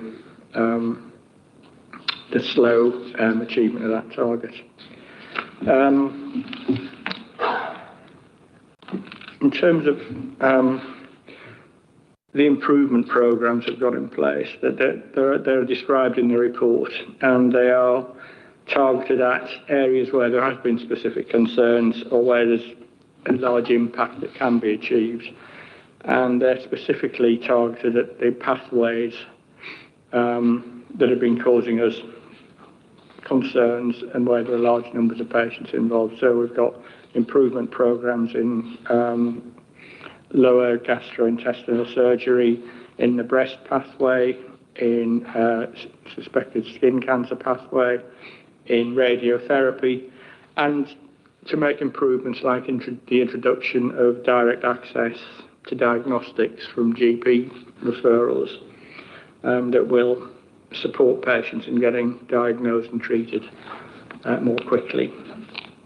And these have been supported, so it's not just a case of ourselves as commissioners and the Acute Trust, but there's strong involvement from the Surrey and Sussex Cancer Alliance in supporting some of those improvement programmes and working with the Trust on a daily basis to support improvement in the services, and by NHS England through the performance oversight programme, which can be demanding at times, but does have its upside in that they've provided financial support for some of these programmes too. And ourselves as commissioners also want to support the Trust in any way we can to improve services for local people. I don't want to say much more than that, but the report's there, and I'll ask Nigel if he wants to add anything to that. Thank you. Just a couple of comments I'll add to that, if I may. So certainly our cancer performance, and particularly our 62-day cancer performance, is not where we want it to be. We are working really closely with the Cancer Alliance in particular, but also others, in terms of making sure that those improvement actions are being worked on and being implemented well. We are seeing some tumour groups actually who are starting to do well. And I did want to specifically mention around the lower GI tumour group, and just to remind committee members that we consolidated and centralised the lower GI cancer service on the Worthing site and increased the number of clinicians, operating surgeons for that site. The last two surgeons joined the trust this side of Christmas, so it's imminent. And again, that will gives us a lot more robustness in terms of the delivery of that lower GI pathway, which will be really good to see. Other than that, Chair, we're very happy to answer any questions.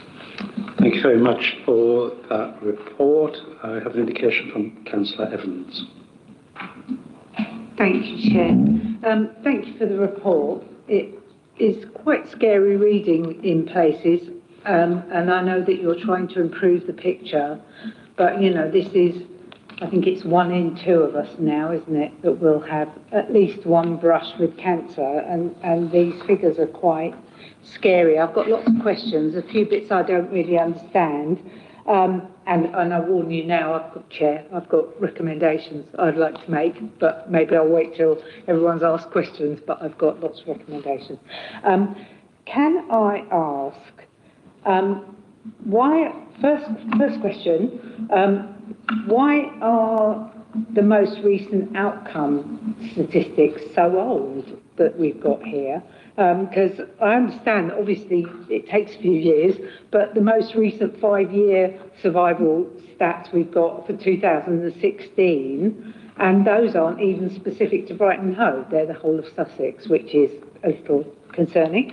So there's that. I'm also I don't quite understand. It says that early on in the report that referral rates have skyrocketed recently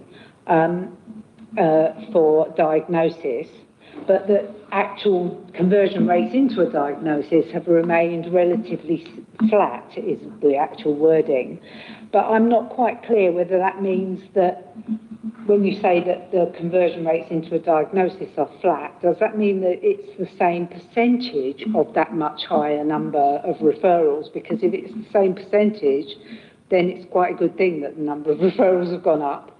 Whereas if you mean that the actual numbers, like there were 250 cancers last year, despite there being 1,000 more referrals, then obviously that's quite concerning, because there's a lot of wasted time and unnecessary referrals there. So maybe you can start with answering that. I've got a follow-up question to that one, but...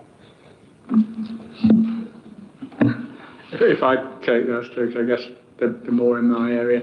The first one about the lag in the survival rate statistics. I'm sure there's a good statistical reason. They're nationally collected data. It's not a local thing that we take responsibility for. We just use their data as they release it. So I'm guessing a 5-year survival rate needs some sort of 5-year gap. I don't know. I'm not a statistician, but it's unfortunate we don't have something more recent, but that's just the way it is.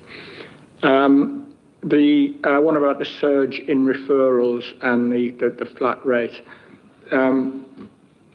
It's a phenomenon that's happened this year particularly, in that the rate of referrals for suspected skin cancer went up by about 30% compared to last year over the summer, and it lasted longer as well, that surge.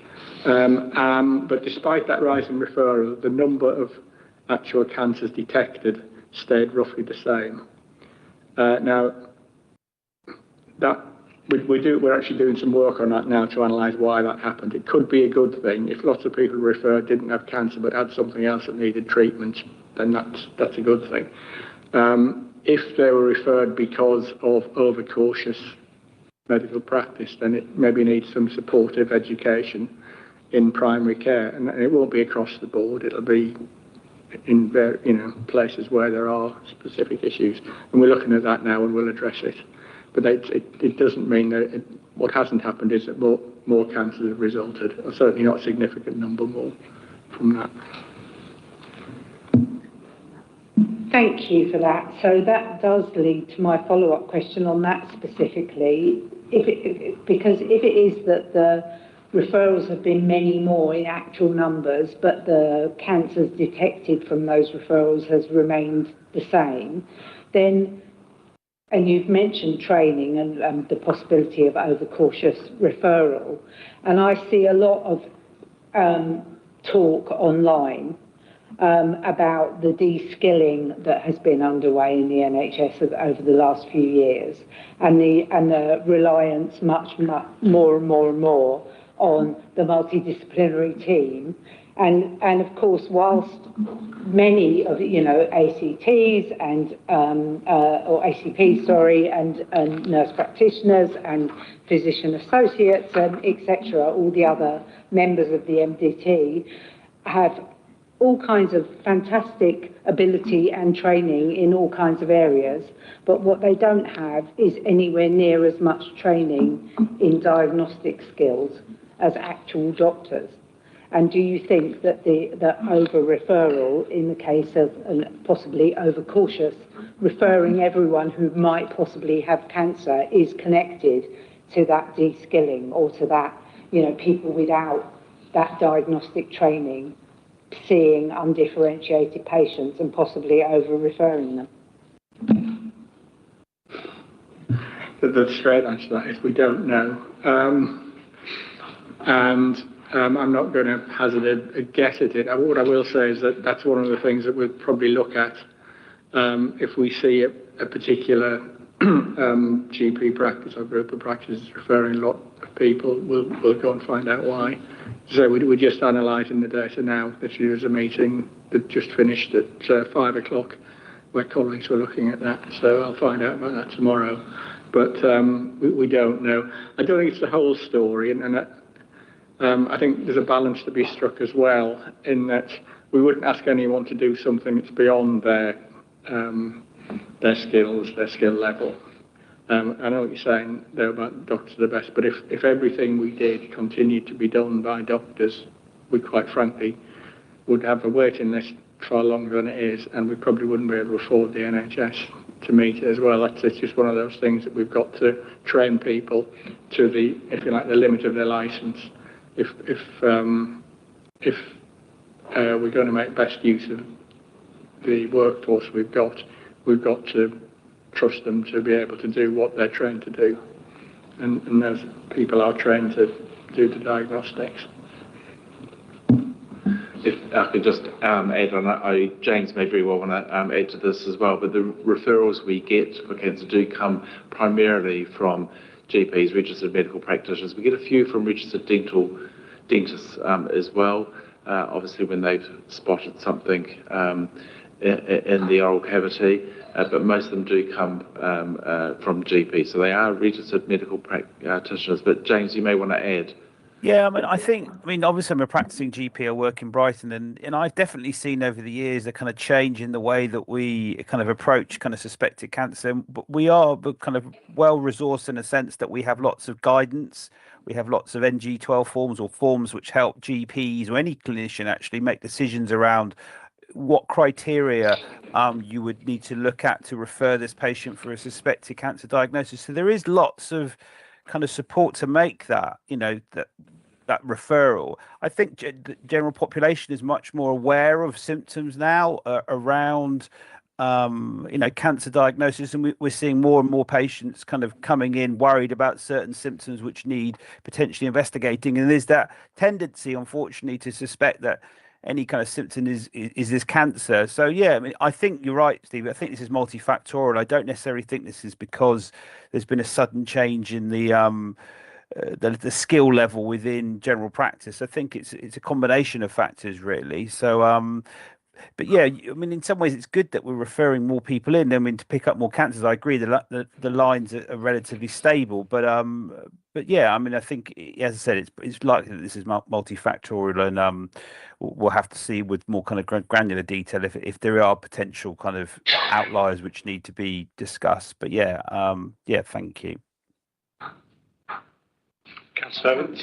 I'll just come back on that reply rather than thank you for that, James. And I completely accept it's likely to be a multifactorial thing, but I really have to push back a bit on that. We wouldn't ask anyone to do, the NHS generally, I'm talking about, not you personally, obviously, or even this trust specifically, but we wouldn't ask anyone to act outside of their skill level or whatever. There are just multiple instances in the NHS right now of people being asked to act way beyond their skill level. And it's not even a financial thing, I don't think, because, a day one physician associate is paid £10,000 a year, roughly, more than a day one junior doctor who is a fully trained doctor. And the physician associate has done a 2-year master's. That's not financial. I don't know what the reasoning is for it, but, and you have trainee clinical practitioners replacing mid-level doctors with 10 or more years of training under their belt and a full medical degree on hospital rotas all over the country. So the idea that people are not, as far as I'm concerned, anyone with a pharmacy degree is a really valuable thing, but a pharmacist is an expert on drug treatments. They should not be seeing undifferentiated patients. They are not an expert diagnostician, and nor is a clinical practitioner, and nor is a physician associate. So I just needed to push back on that a bit. Thank you, Councillor Evans. Councillor Parrott.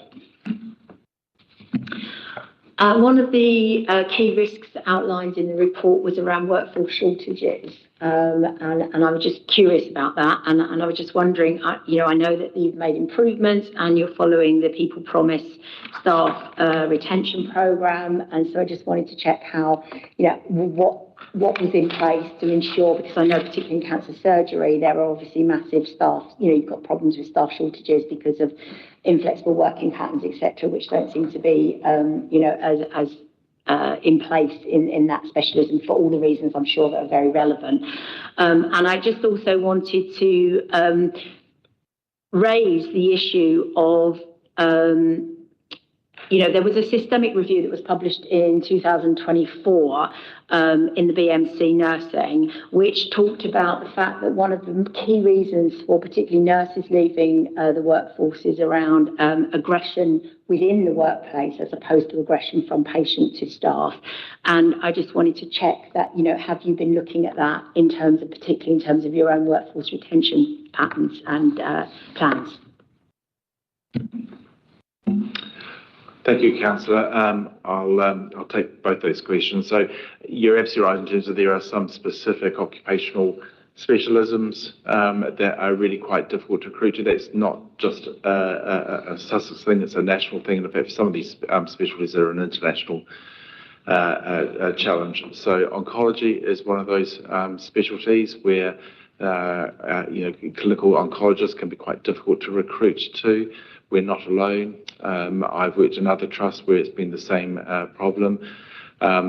We've got an excellent Chief of Service for Cancer Services in Sarah Westall, and she's absolutely brilliant at really trying to make sure we're recruiting good caliber candidates into the organisation and looking after them as well.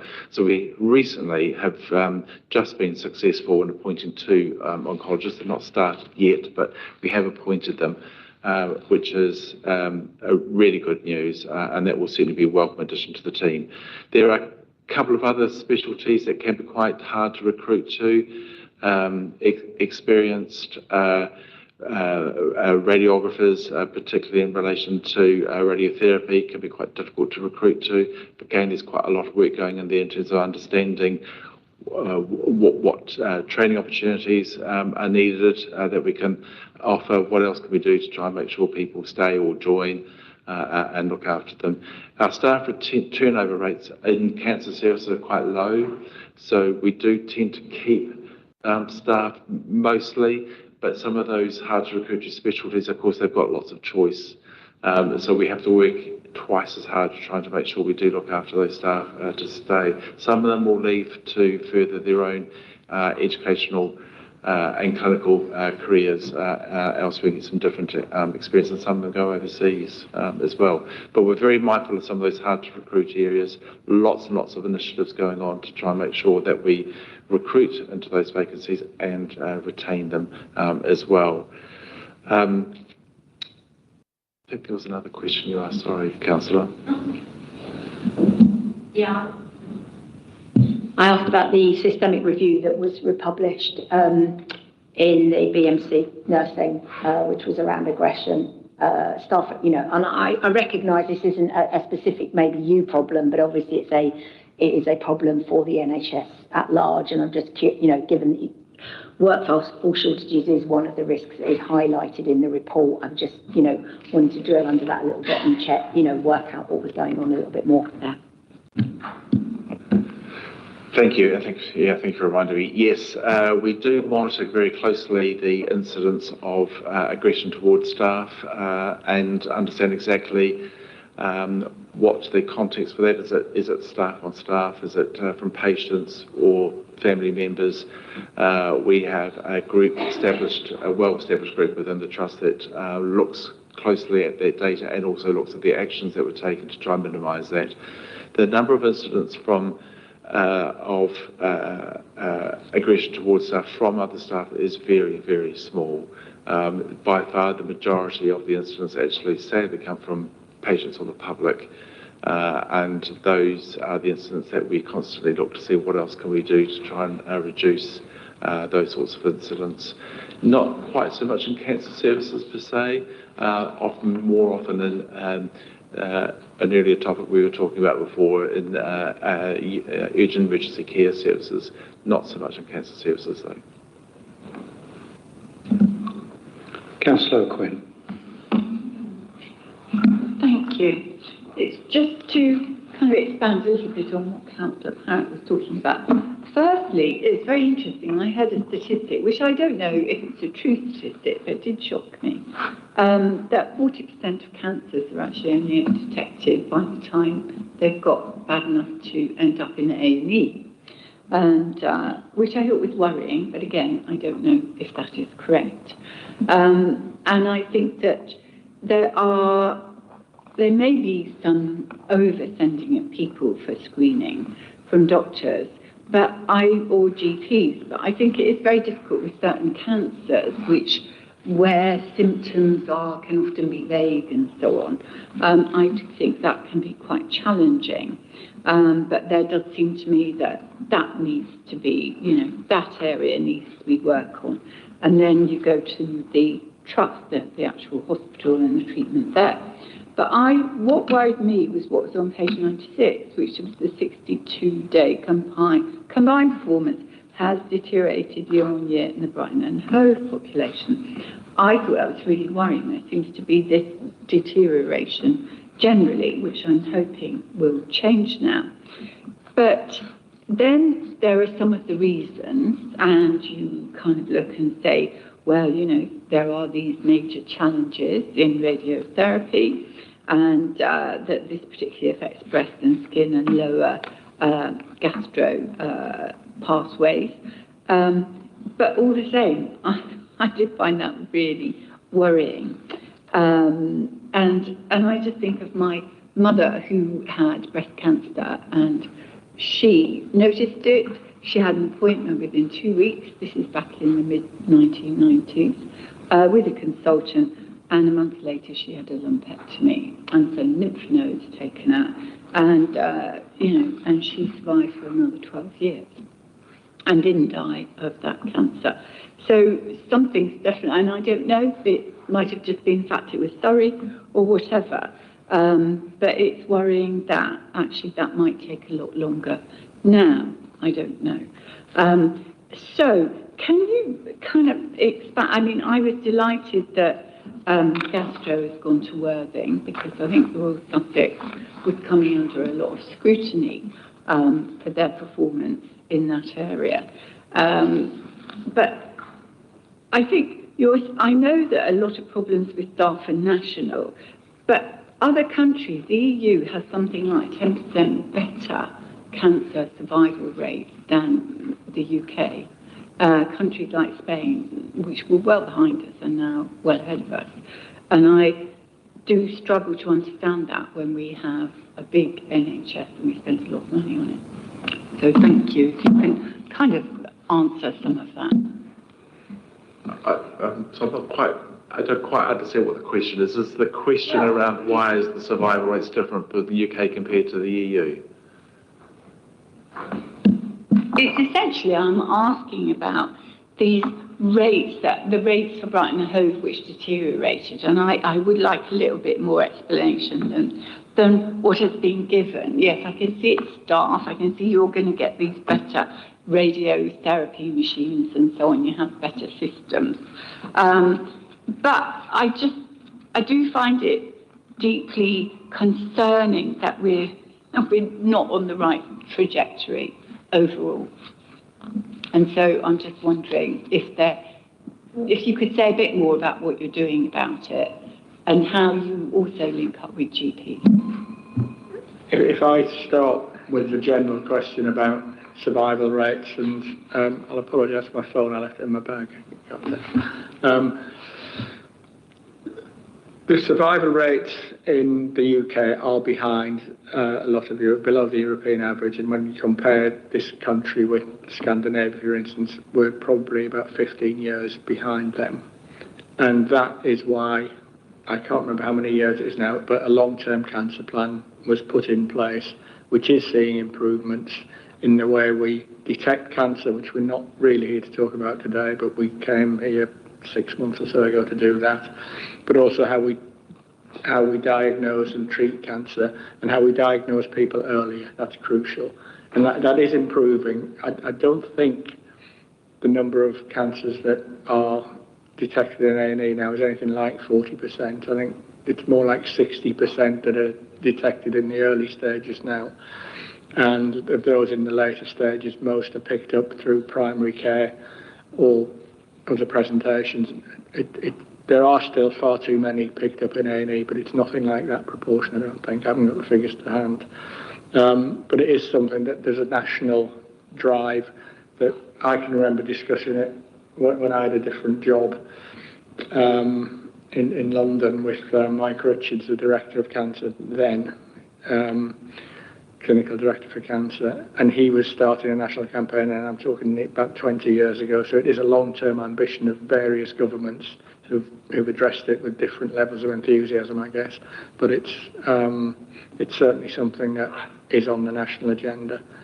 And whether I don't know whether it's because we've got an NHS like we have compared to different health systems, we could spend all evening discussing that, or whether it's a straightforward funding issue, or whether we've got the resources in the wrong places, who knows.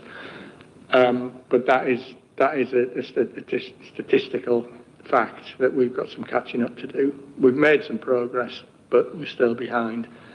In terms of the more specific questions, I don't know whether you might well get a better answer from Nigel than you would from me, but that's just a general context of cancer policy, I think. I'm definitely getting into the technology now. Just a couple of other specifics. So delivering cancer care is complex, and treatments and knowledge and understanding of best ways to diagnose and treat cancers is continuing to evolve. So there is a real challenge for us in terms of how we make sure that we are absolutely on top of that game around that. To deliver some of those core national standards, you have to do it at individual tumour site level, because the actions that we need to take will be different for different types of cancers. We know we've got some of our equipment is aging, so our radiotherapy machines, for example. But the good news is that we've got government support to build a whole new cancer centre, which is what that hole in the ground is by the county site. So we're really looking forward to really seeing that come into fruition and develop a good a cancer service for the whole county around that, and that will include a replacement of those LINAC machines, those radiotherapy machines as well. Now that's important because that enables us to be able to ensure that we're getting patients through those machines. We have minimum downtime or time which those machines aren't working and need fixing, etc., etc., etc. So that is an important investment for our population around that. The other aspect I just wanted to touch on was we are also seeing some successes within that. So our gynecology cancer backlog is the lowest it's ever been, ever. I've gone back years in the data and I cannot find a time where our cancer backlog for gynecology patients is this low. So that we are absolutely seeing some improvement in some of those cancer types. What we need to make sure is that we continue with that and make sure we get seeing the same sort of improvement across all of those cancer groups. Very much. Jeffrey. Just a couple of comments. The International Cancer Benchmarking Partnership does a lot of work around this and confirms what you're saying, that we are sort of in the relegation zone in terms of performance. They've also published stuff in the Lancet Oncology about use of radiotherapy and chemotherapy and the differences, and I'm sure clinicians look at that and see whether those differences present themselves in practice in this neck of the woods. I mean, obviously, Healthwatch is often on the receiving end of negative experience, but not all. You know, 62% of respondents, we did a poll last year, rated their experience in cancer screening as excellent, good, 8.2% as average, 3% very poor. But we get plaudits, you get plaudits as well, but so often it's through misdiagnosis that issues arise with Healthwatch. You know, we've got a patient who reports to us who's over 70, can't get a screening for either breast or cervical cancer at her GP despite finding lumps on her breast.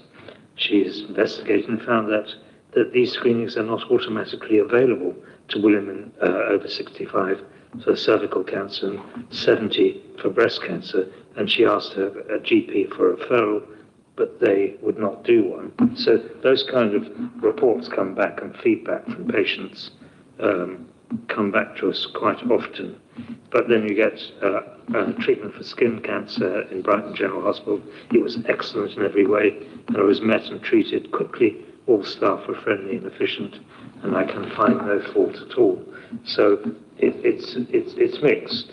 A patient I know who's only 23 discovered something untoward in one of his testicles, was admitted straight away, had it treated, and can only praise the treatment he got. So once you get inside the system and you get a diagnosis,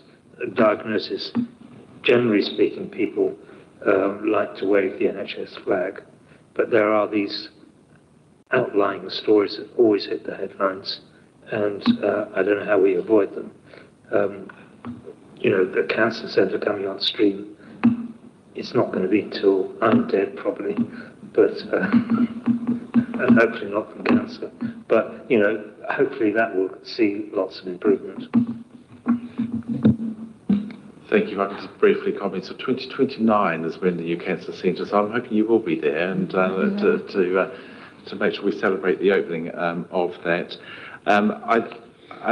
You're absolutely right. A lot of the patient feedback we get says the same, that once you actually get into the service, the care by and large is pretty good.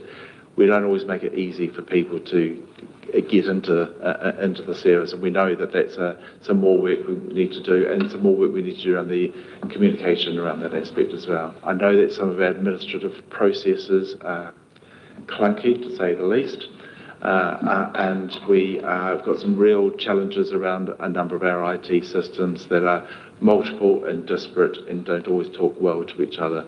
But it's also why we have got a significant program to put in a new electronic patient record over the next 18 months, which will help with some of that digital interfacing and communication with patients. Someone mentioned the NHS before. That is a key portal in terms of how we want to continue to evolve the use of that app and communicate with patients, but it's not the only way. But I agree that there's definitely more we need to do to make sure that we're making accessing the service easier for people. Obviously, we do get a lot of feedback from patients, and there is that process for a patient voice to be heard and fed back into the system. So while we have HealthWatch, we can identify trends. Judging by the response that the chair got from an undersecretary, which was a very yes minister response about the demise of HealthWatch, I don't know who is going to be monitoring that.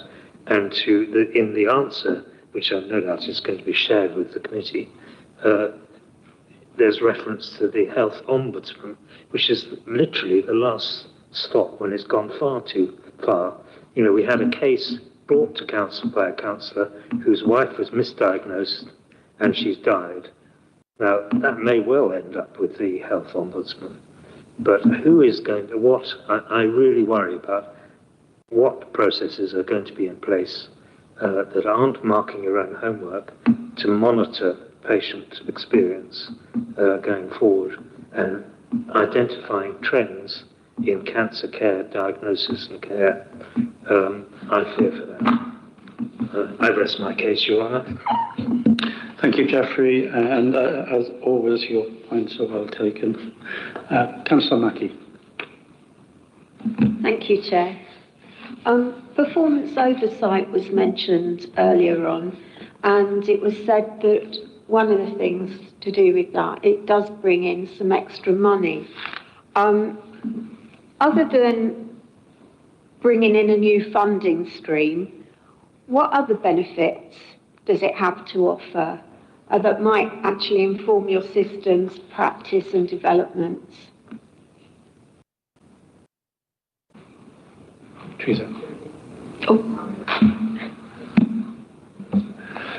Thank you. If I start, you may want to add a couple of comments too. I think there's definitely been some real advantages in working closely with particularly the Cancer Alliance. They have been hugely supportive, not just with supporting us with some non-recurring funding to help drive some of the improvement, but they also are a really good conduit in terms of looking at what other systems, other providers are doing and learning from best practice, staff education, learning. So they are all hard to measure the impact, but they absolutely are valuable in terms of really looking at how we continue to improve each of those cancer pathways. So the Alliance have been hugely supportive around that. They do support us in terms of the regulatory oversight of cancer services delivery as well. They will challenge us as well as support us around that. And again, are very good in terms of really trying to understand and support us with some of the real vexing challenges. We've had significant growth in radiotherapy demand, for example. The Cancer Alliance have been really helpful in terms of getting into that detail, understanding what's behind that increase in demand, what are other systems doing in response, what are some of the improvements that we could look to make to help make sure that we're meeting that demand.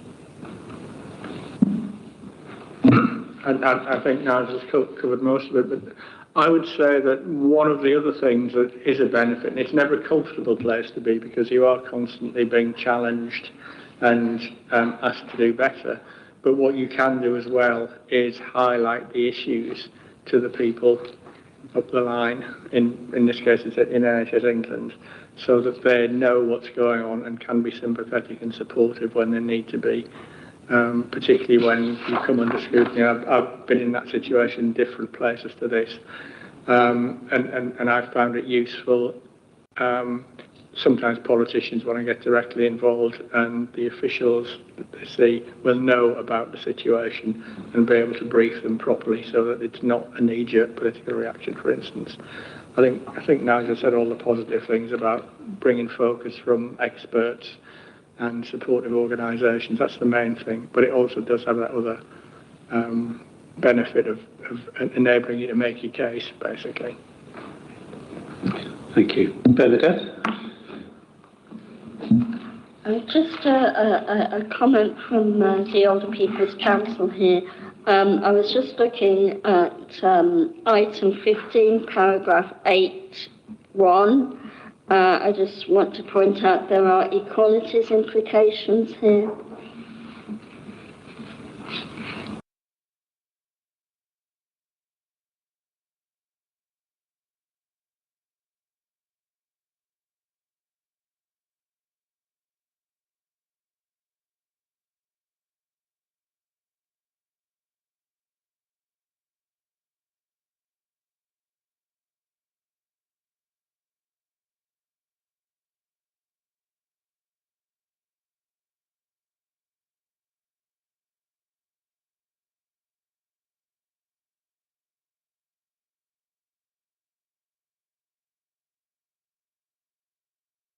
Report says that there are no implications to this information report.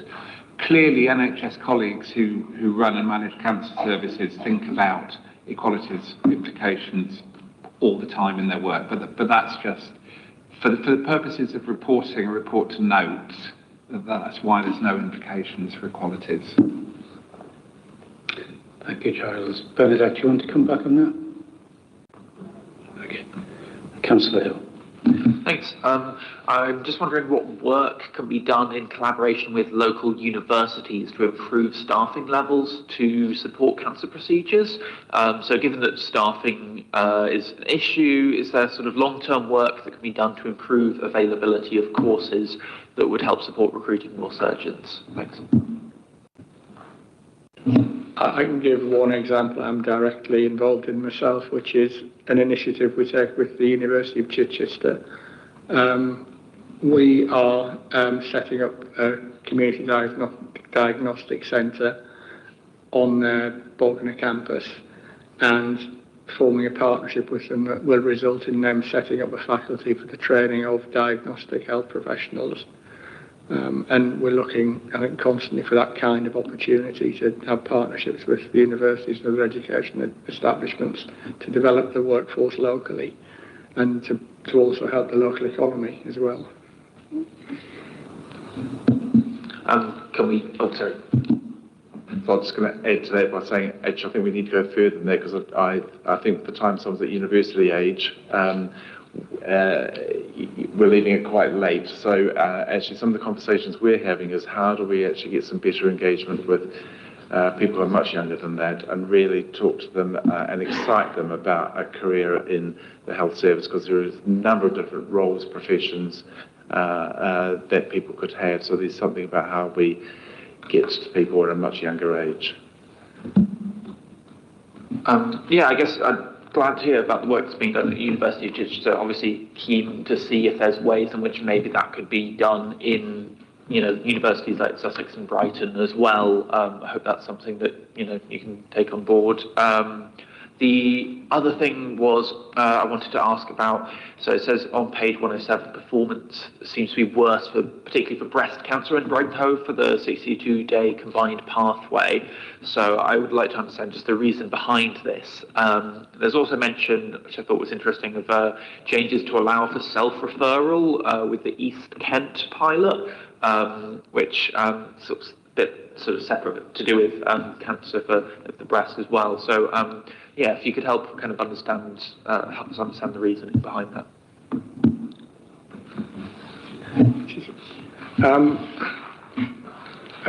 Nigel's probably got the more detailed answer, but I'll just talk a little bit about what you mentioned, the East Kent pilot.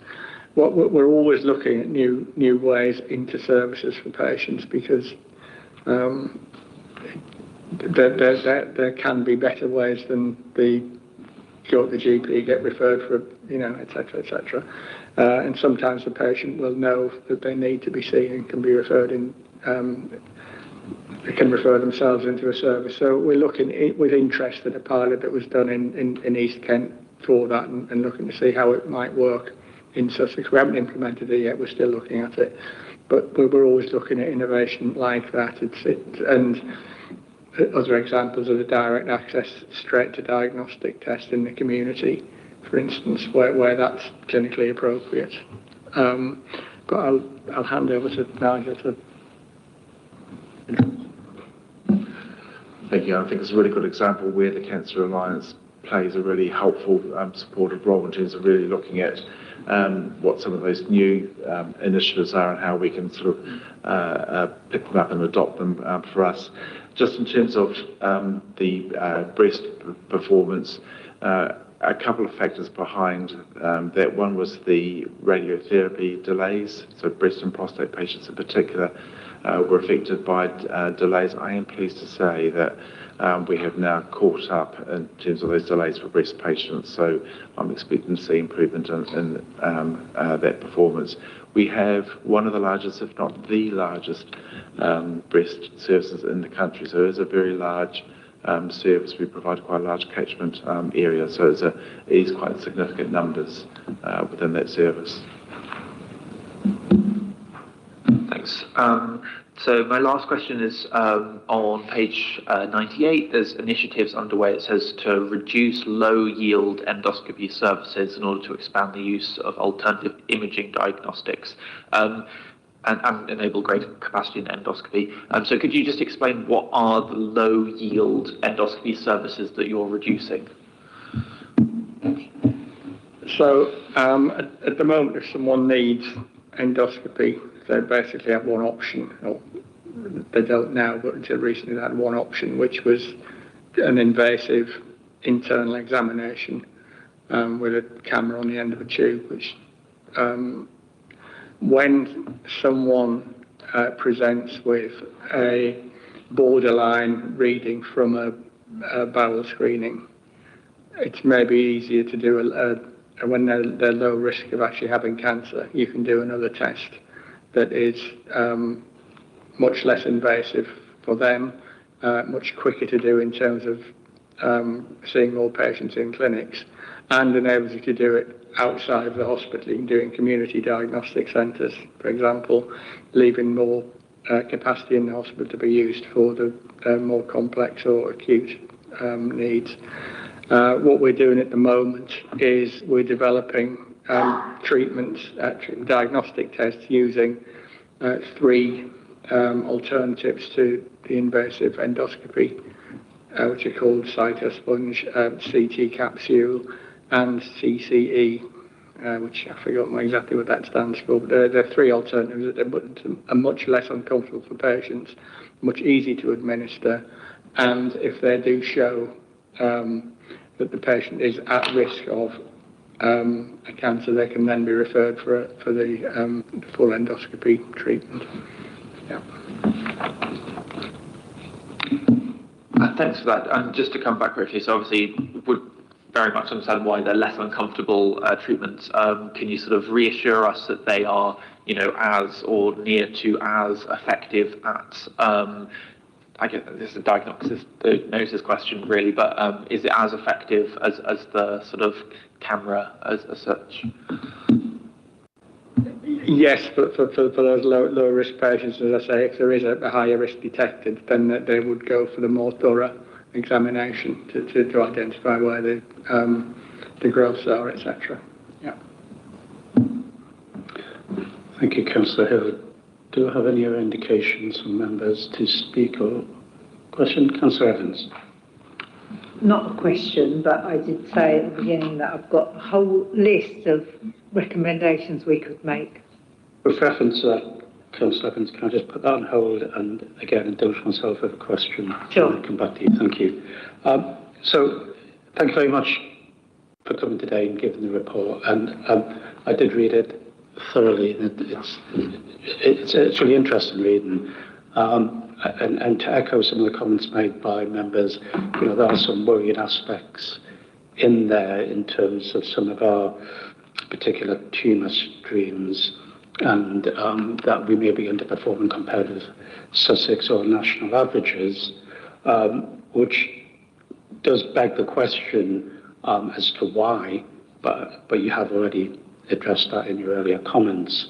And clearly there are some principal barriers locally, and there could be a multitude of reasons, such as public awareness, programs, screening updates, referral delays, or diagnostic capacity.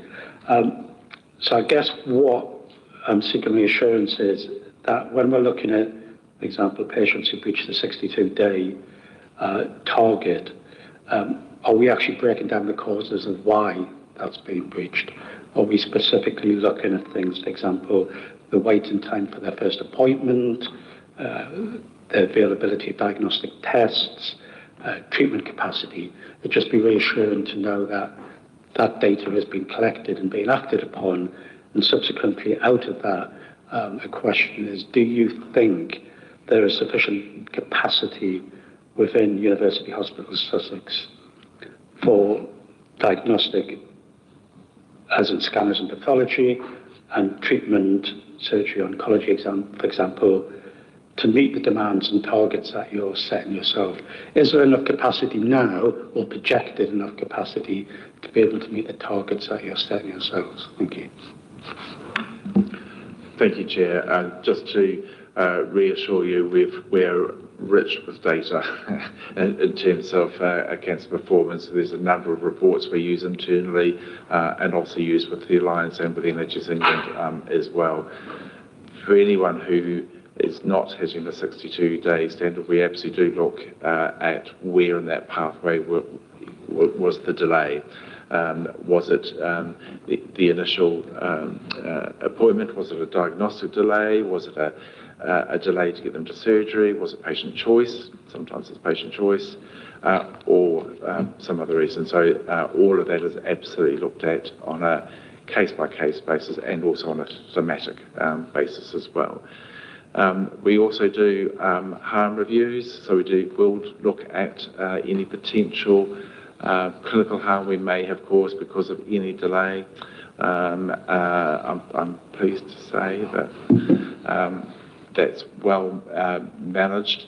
There are times we have to have supportive conversations with patients to have more timely access, sometimes for a whole variety of reasons. It could be anxiety, it could be all sorts of reasons why patients can sometimes choose to delay their treatment. But we don't just simply accept that. We will try and work with that patients to try and overcome whatever the obstacle is to get them to that treatment stage. Notwithstanding the earlier comment around some of the more difficult to recruit to specialties, there is sufficient resource there, but we do absolutely have to be vigilant around making sure that we are looking after the workforce and recruiting to those difficult to recruit to vacancies. We are seeing some improvement in applicants to vacant posts, which is this year, which is really good to see, and the surgical capacity is there for cancer patients, and they are prioritised. Thank you very much. That's a very clear answer. If I have no further indications, I think... Sorry, apologies. I did have a question from one of our members, co-optee, who have left the meeting earlier, so if I can just ask it finally. The question is, in terms of cancer, there is a limit on increasing breast screening because there are no additional appointments available at the Park Centre, which is also hard to access from all parts of the city, as there is no parking and poor bus connections. Are there plans to make screening more accessible at this facility and more appointments available? Thank you. Just the honest answer is I don't know. I didn't come prepared to discuss screening, but we can look into that and supply a response. That would be most appreciated. Thank you. I'm now going to move on to any members who would like to make any recommendations to the committee? Thank you. Councillor Evans, I believe you indicated. Yeah, thanks, Chair. I think the kind of umbrella recommendation that I'd like us to make, if other members agree, is that we bring this back more regularly and certainly within the next, 4 to 6 months, because it's, like I said, it's a subject that's going to affect so many of us, and it's such a concerning subject, and I really appreciate the level of detail in this report, but there's an awful lot more that we could look at, like specific types of cancers and diagnostic capacity constraints, and I would also like us to recommend under that umbrella that early diagnosis outreach be strengthened in deprived areas of the city, because obviously there's a difference with the stage at which patients in those areas present for diagnosis, so I'd kind of like us to look at that in more detail if we can. So I guess what I'm asking for as an overarching thing is for this to come back to this committee at some point in the fairly near future with even more detail. Thank you, Councillor Evans. Do I have any other indications? Councillor Mackie, I believe. Yeah, I support what you've said, Councillor Evans. I think in order for us to do our job and to actually scrutinise the pathways and the progress that is being made, and to enable us to constructively challenge, which is what we're here for, I think we would like to have a follow-up report in 4 months' time, for example, with detailed data to enable us to make that constructive challenge on cancer standards, broken down, as Councillor Evans said, by tumour site and by the deprivation quintile in Brighton and Hove. It's really important, I think, that we look at the early diagnosis in the areas in the city which do suffer from deprivation, and where people present with cancer or present with symptoms, should I say, at a later stage than in the more wealthy parts of the city. So if we could have quarterly reporting with more granular detail and data to enable us to actually get even better insight into where we are at and where we are going and what the trajectory is. That would be helpful. Thank you, Councillor Mackie.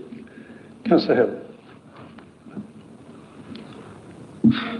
Yeah, my thought is I don't actually know all of the sort of items that are going to come on the future, so I feel a little bit reticent saying, oh, we need to do this, because I don't know what else there is. And so sort of, I think maybe as a committee we kind of need to have our own sort of separate meeting where we look at maybe, because I think, yeah, we need to have a sort of strategic overview, kind of collectively discuss what all the items are, and then hopefully we can kind of fit this in. But I think that it's difficult to sort of say, oh, we need to fit this in next time. It's really important, but then how do we, yeah, I don't know what else. I get the gist of what you're saying, Councillor Hill. So I guess the flavour I get is that there is a recommendation that this comes back before the committee, possibly in 4 months' time, but the actual granular detail of what we want to come back to the committee, we could perhaps as a meeting discuss at a later stage and then forward that to yourselves as specialists, if you're willing to come back as the recommendation and come back to us with that detail. Would that be acceptable? I think it's fine, Chair, if we just be clear about what would be helpful Exactly. For the committee, then very happy to respond accordingly. Thank you very much for that. Is there any other members want to contribute to that recommendation? No. So I'll put that recommendation to the committee, which is the premise that after meeting at a future point, this committee will provide the granular detail of what we wish the report to come back to us within 4 months and any further recommendations out of that. Do members agree? Thank you very much. I'm now going to move on to our third report of the evening, which is about changes in the NHS. The standing item updates the committee. Sorry, before I do, may I just thank you very much for coming. It was amiss of me not to do that, and you have given up your time and you've been very thorough, so it's much appreciated by the committee. Thank you. I go back to our third report, NHS changes. It's a standing item on the agenda which updates the committee on recent and upcoming service changes in the NHS locally. We can seek clarity on any changes that may constitute a substantial variation, how the new NHS 10-year plan impacts services here locally, and how the ICS intends to ensure transparent engagement with residents. This committee may also want to ensure we are kept fully aware of all change proposals at an early stage so we can discharge our statutory duties effectively. And we're joined today by Tanya Brown-Griffith, and I think that's it at the moment. Thank you, Tanya, for coming and to give your report. Thank you, Chair. So I've provided information in a paper as well. So my verbal update is based on some of the information provided within that paper, and that information has also been shared with the Health and Wellbeing Boards, because in the ICB we recognise that we're going through a period of significant change, and we want to ensure that councillors and our partners and stakeholders are kept informed as to those changes and the transitions that we're going through. So I think a few points I'll sort of pick out of the report is that obviously since March, councillors will be aware that the government has mandated significant NHS reforms and requiring ICBs and NHS England and the changes with NHS England and the Department of Health and Social Care to reduce our operating costs by 50%. This is not the cost associated with delivery of services, just to be clear. Because I think there's been some confusion around what does that 50% relate to. This is just the operating cost, so the workforce and the estates and on the funding that's directly held within the ICB for carrying out our statutory responsibilities and duties. Since March, the national team, Department of Health and Social Care and the government has produced several documents, including Model ICB and the requirements of what ICBs will be doing in the future, but also a model region. And as you know, the region has also gone through significant changes. And within the model region, it is clear what the region will be doing in the future. So what would be NHS England in the sense of previous sort of services, but also in terms of the future of now the combined NHS England and Department of Health and Social Care. And you've also seen the new structures in terms of the leads for those roles within the Department of Health and Social Care. So the ICBs really need to reduce their operating costs by the 50% and really focus more on strategic commissioning and moving away from what we're doing is year-on-year commissioning, where we don't really know what our funding is until November time, and we have to commission services for the next year, which has been a real issue for many services, particularly the voluntary care services, who are waiting to hear of funding, usually in about Q4. The thought process then is that the ICB takes on more of a 3 to 5 year commissioning cycle, so therefore being able to give more consistency, but also sustainable funding for services that we provide.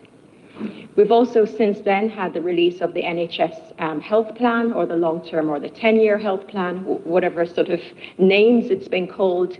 It is just really setting out the expectations of the reforms within the provision of health services for the future. You would also have seen that within that the ICB numbers of ICBs will significantly reduce and has been reducing, with new chairs and chief execs being appointed. And in our patch, in our region, we have now Surrey and Sussex ICB, which is currently operating in shadow form, but will be formally constituted as a new organisation on the 1st of April, and that's been approved by central government. and consultations about moving staff into this new ICB will start around February next year. So obviously that 50% reduction will mean significant workforce reductions, and we've not been able to move forward with much of that since we had not heard until last week Friday that there is now a national program for redundancy. So voluntary redundancy is now open for staff.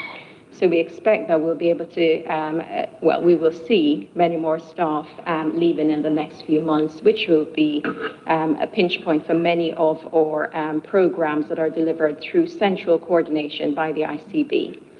In the meantime, however, you would have noted that nationally, but also locally, we now have provider collaboratives. So we have the providers coming together to organize themselves to both commission, but also deliver services, noting performance, but also assuring themselves that they're working together better to deliver services that meet our local population needs.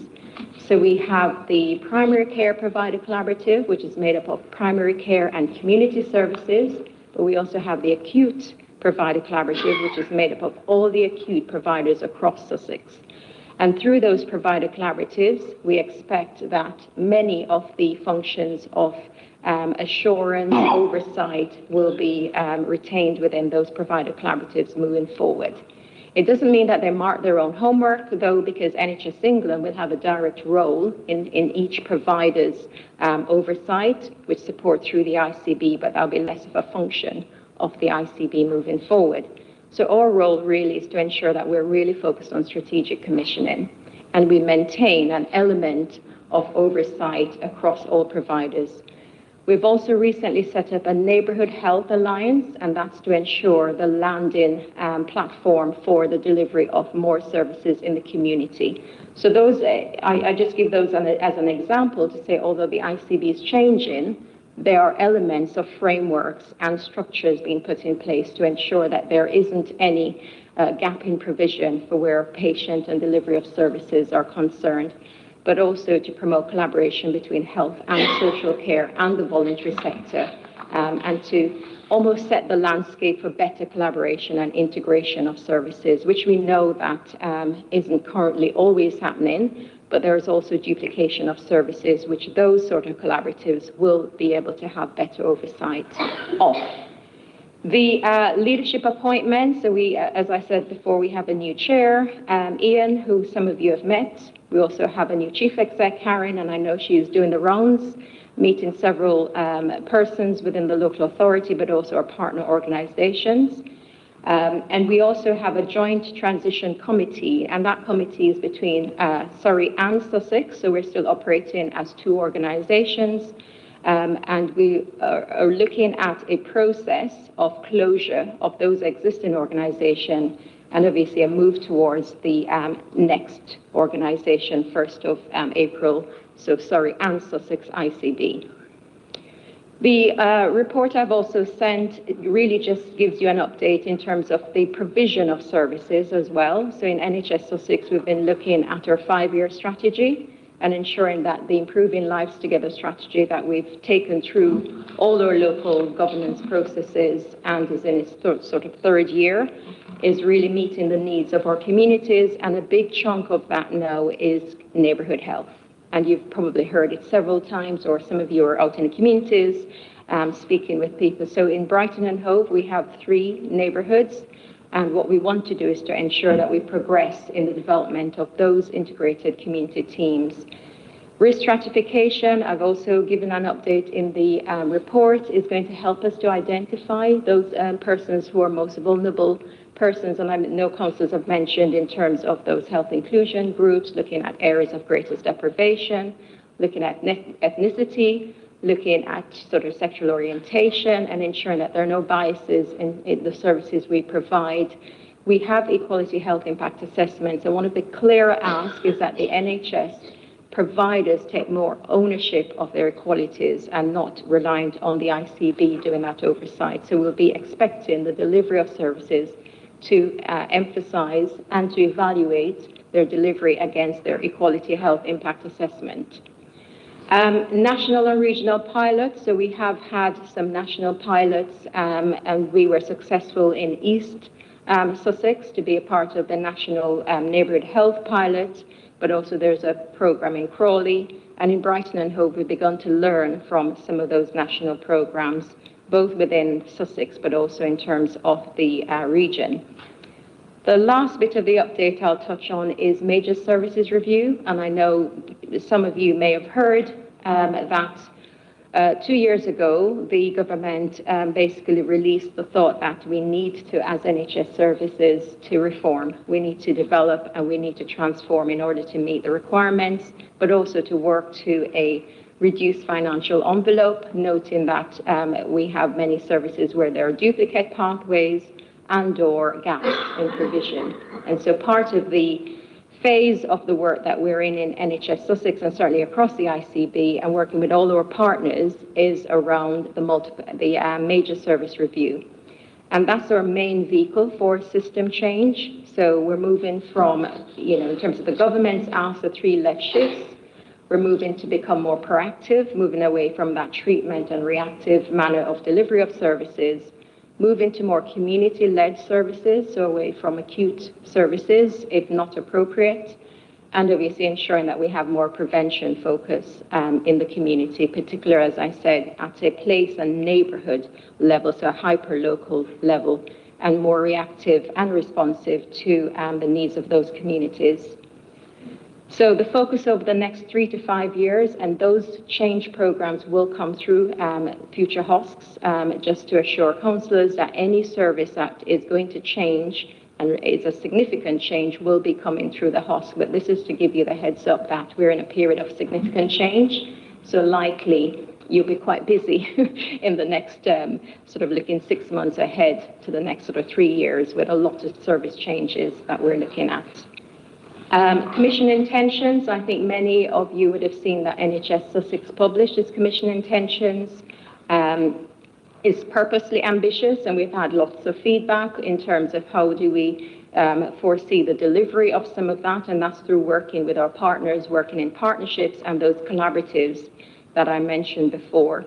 As we move into being much more strategic, we rely on our providers and partners to start to organize themselves and to evidence new innovative models of working, both with the communities but also with the voluntary care sector, ensuring that we're engaging with persons and people who access the service. And I noted, Jeffrey, your comment about sort of patient experience, and that is something that within the Commission intentions we're starting to look at strategically, how we ensure that community engagement is part of the ICB's statutory responsibility, and we start to do that externally commissioning, not within the ICB. So I'll end there and take any questions. Thank you, Tanya, for that report and for updating us on the upcoming service changes and scaling us into all the work we're going to have to be doing in the next couple of years. I'll seek indications from committee members. Jeffrey. Yes, I don't suppose you expect me to remain silent, because one thing that's not covered in this is how, from our point of view, the patient voice perspective is going to be financed. In fact, there's no clarity even from the department as yet. We just have indications that it's keep calm and carry on. And of course, people who are working under the sword of Damocles are already handing in their notice and incapacitating ourselves to actually deliver on the core contract delivered a few months ago. So there's a lot of confusion, and there is an element of people perceiving the ICBs and local government being asked to mark their own homework. So I'd be very interested to see what is going to be put in place, and we'll work with whoever, but it's not quite clear who the ever is, to get something which is robust and draws down on the experience that already is contained in the 150 local Health Watch. Health Watch England is going as well, as is NHS England. And I notice you say that some of the work you're doing is overseen by NHS England, also on death row. So there's a lot of uncertainty And in the meantime, patient voices still need to be heard and fed into the system to help design the service, whether it's health or social care. But we're not quite sure whether the government actually wants to hear the patient voice, because it seems to get in the way of a good headline. You know, when a Secretary of State comes out and talks about this is all great, it's the burning of the quangos, and that's the main headline, and the supplementary is we don't need something like Health Watch because we don't need ventriloquists. So these kinds of barbs and insults rather mask the important work that we do and the advocacy that organisations like Health Watch do. And when we're talking to the voluntary sector, they don't have the capacity to do some of this stuff.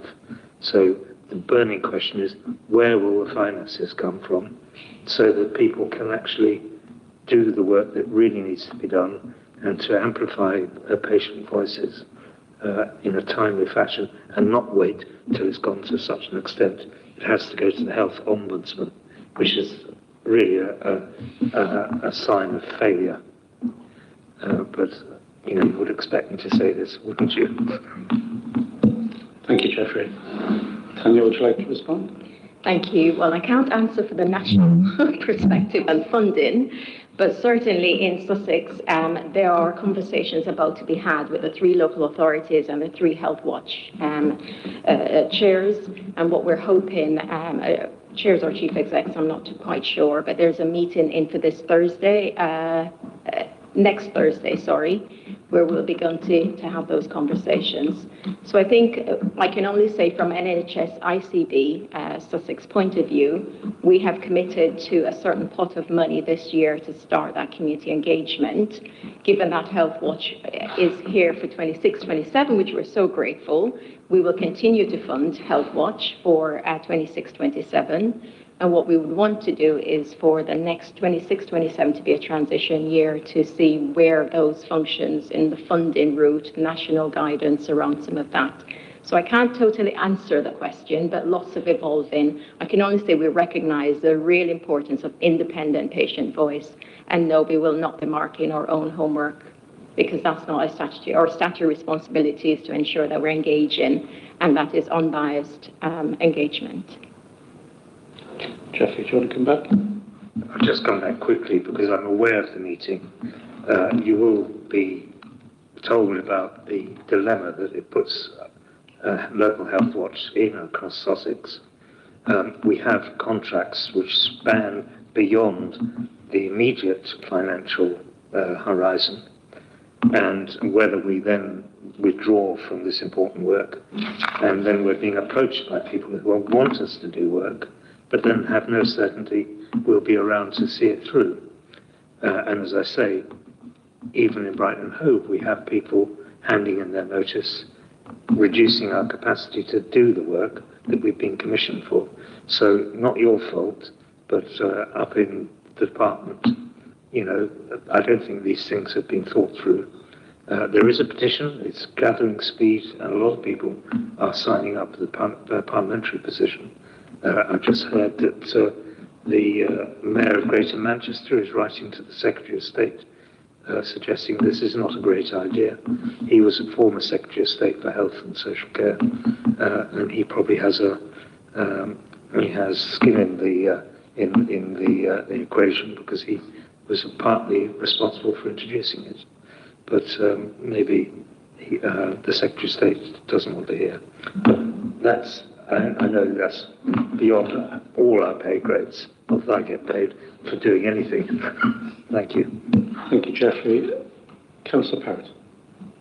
I just wanted to ask really about, you've got a staff programme, a programme of staff voluntary redundancy underway, and so I just wanted to ask about how you're managing that in terms of capturing the work that's currently ongoing by the staff that are going to leave, which was obviously very, very important, and the handover of that work, and that, you know, that can be quite a tricky thing to do, but also staff morale during the time when this is going on, because even if you are a member of staff that doesn't plan to leave, it's a very, very unsettling time of change and can be very, very complicated for people going and staying, in both capacities.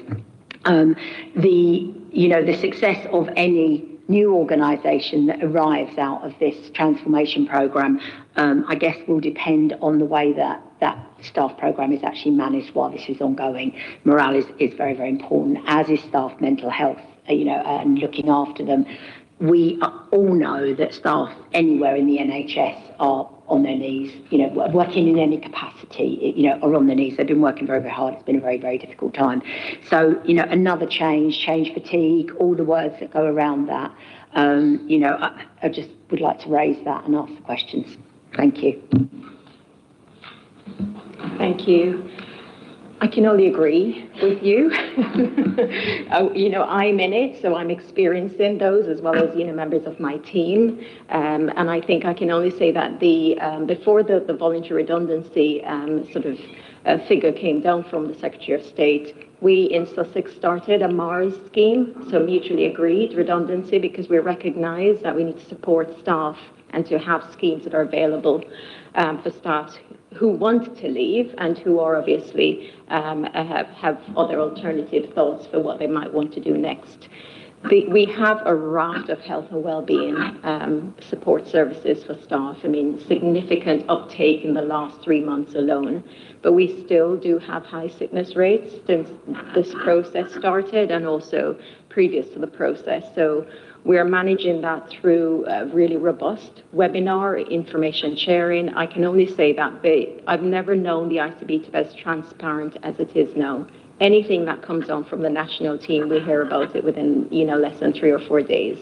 There are constant webinars with the chief exec, so we can ask all questions. Staff feel enabled and engaged to ask questions. There are FAQs released on our intranet weekly to do with access to, advice, pension advice, access to voluntary redundancy. What does it mean for you? All staff are encouraged to take legal advice as well to ensure that they're well informed, and we pay for that legal advice. The ICB pays for that to ensure that people are making as informed a decision as possible. Managing morale is through the line management support, but also through those HR wellbeing sessions that we have in place. We also have the employee program, the employee advice line, where people can access counselling, mental health support, and/or just talk to somebody about their concerns if they don't want to go through their line manager route, and that's an independent person. So it is a difficult period, will be difficult, and it's not just happening within the ICB. All of our partner organisations are themselves going through significant changes within their structures. So I think it is just ensuring that we're working together, we're managing, and we're looking for ensuring that there are alternative employment for staff who want to stay in the system. And the issue around capturing the work that's being done, because obviously, you're a commissioning body, you've got huge relationships that you've built up with various different partners and other sectors, and that some of these relationships and information. I know as a new councillor how hard it is to get up to speed with everything that's going on, all the different, the VC, sector. It's very complex. There's a lot to pick up and a lot to learn. I'm sure Marina will agree with me. I hope she will anyway. And it's really, you're going to lose, there's potential to lose a huge amount of knowledge and experience, and and that just, so just checking about capturing some of that as well. Yes, so absolutely. What we started, I would probably say about 3 months ago, before we opened the mutually agreed redundancy scheme, we started to prioritise several aspects of our work, programmes and leads. And some, as you know, within the model ICB, some programmes are transferring out of the ICB. So we've begun to work with those staff programmes of CHC, medicines optimisation, or some of the 2 listed in the model ICB. Some aspects of digital and BI. As you know, the CSU are going through their own changes as well. So I think in terms of handovers, we agreed that we would start to streamline where we save information and that we have a single consistent way of doing that particular handover. So we have a specific template, and staff are quite helpful in completing that template as much as possible. But there will be drain of organizational memory and skills and contacts and relationships, and we recognize that as a risk. Thank you. Councillor. Thank you. I might have misheard. I think you said that NHS England will provide oversight, so there's no instances of marking your own homework. Is that right? In the new form, so obviously NHS England will no longer be in the sort of existence, but there will be the Department of Health and Social Care, which will have oversight of, as you know, with this, the leak scheme with providers, so there are monitoring information, monitoring meetings, assurance meetings being set up, both with the ICB but with providers directly. I think I understand, yeah, sorry, I got confused because of that cut to NHS England, and so, yeah. Exactly, there's a lot happening all at once. It's a bit like devolution and local government reorganisation and trying to think between the two of those things. Anyway, another conversation for another day. I kind of wanted to ask a bit about sort of the past, actually, just considering about did the Sussex ICB work well in your view compared with the previous model of clinical commissioning groups? So given that, you know, Sussex ICB only started in 2022, seems like a lot of governance changes over a short period. So I don't know if you're able to sort of give a view on that at all. How long do we have? Because we could go back to PCTs, couldn't we, in terms of the changes? I think all I can say is that each evolution of that change has meant that we become more streamlined, more focused. And we become clearer in the remit that we have, but we lose certain things, we lose certain functions, and in some areas the gaps may widen. I can only say within the ICB, and certainly the major services review, starting through the work of the ICB, has highlighted in a very holistic way where some of those transformation gaps lie, and that's why that will be a big part of the role of the ICBs going forward. How long ICBs last? Well, we don't know, but you know, certainly we're working much more integrated as an ICB than we worked as three, you know, commissioning units. And then when you look back, you know, how many PCTs we had in the past. So I can say more integration has happened with each evolution. Certainly more oversight. Commissioning hasn't always been as consistent as we would want it to be. And certainly that's where that strategic commissioning will align with the national direction, is that we should be looking for longer term, sustainable and scaled commissioning rather than the year by year change in commissioning processes. So there will be some improvements, but again, how that plays out in the next 10 years is as much as your guess as mine. My further question would just be, was there a particular reason for merging with Surrey? Well, I don't think there were any particular one or two reasons, lots of reasons really, in terms of location, but also in terms of similarities, in terms of how we function and work. I think there is no choice, you have to merge, it's nationally mandated, and what we did was to look for ICBs that had similarities, a large majority of similarities. And the two ICBs, in terms of the total population cover, meant that we would meet the requirements of the £19 per population cost basis, which is what each ICB has been asked to meet. Thank you, Councillor Hill. Jeffrey. Just a comment, really. I mean, I was born at the birth of the NHS. I'm that ancient. I've seen so many Secretary of States come and go in my time. And if you sit in one place, I feel your pain, and you wait for something. It's like a merry-go-round. You'll see something come around and think, oh, that's familiar. You know, there's local health authorities, PCGs, PCTs, all these acronyms that come around. I feel your pain, but working within the system, as Councillor Barrett has said, is stressful. And those organisations like our own, there are people under mental health pressures working in Health Watch and trying to do a good job, and despairing that they don't see a future. So we're going to lose an awful lot of institutional memory as all these sweeping changes happen, and politicians will. The average tenure of a Secretary of State is about 2 years. So there'll be more change, and there'll be something else coming down the track. So we feel your pain, and I hope you feel ours too. Thank you, Geoffrey. Do I have any other indications from members who wish to speak? No.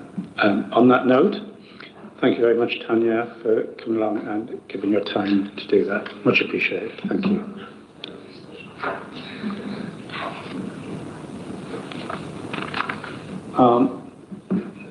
A request has been made for a comfort break. I'm happy to give 5 minutes. I'm very conscious of the time. It's been a long meeting, so if you could be prompt back in 5 minutes, that'd be appreciated. Thank you.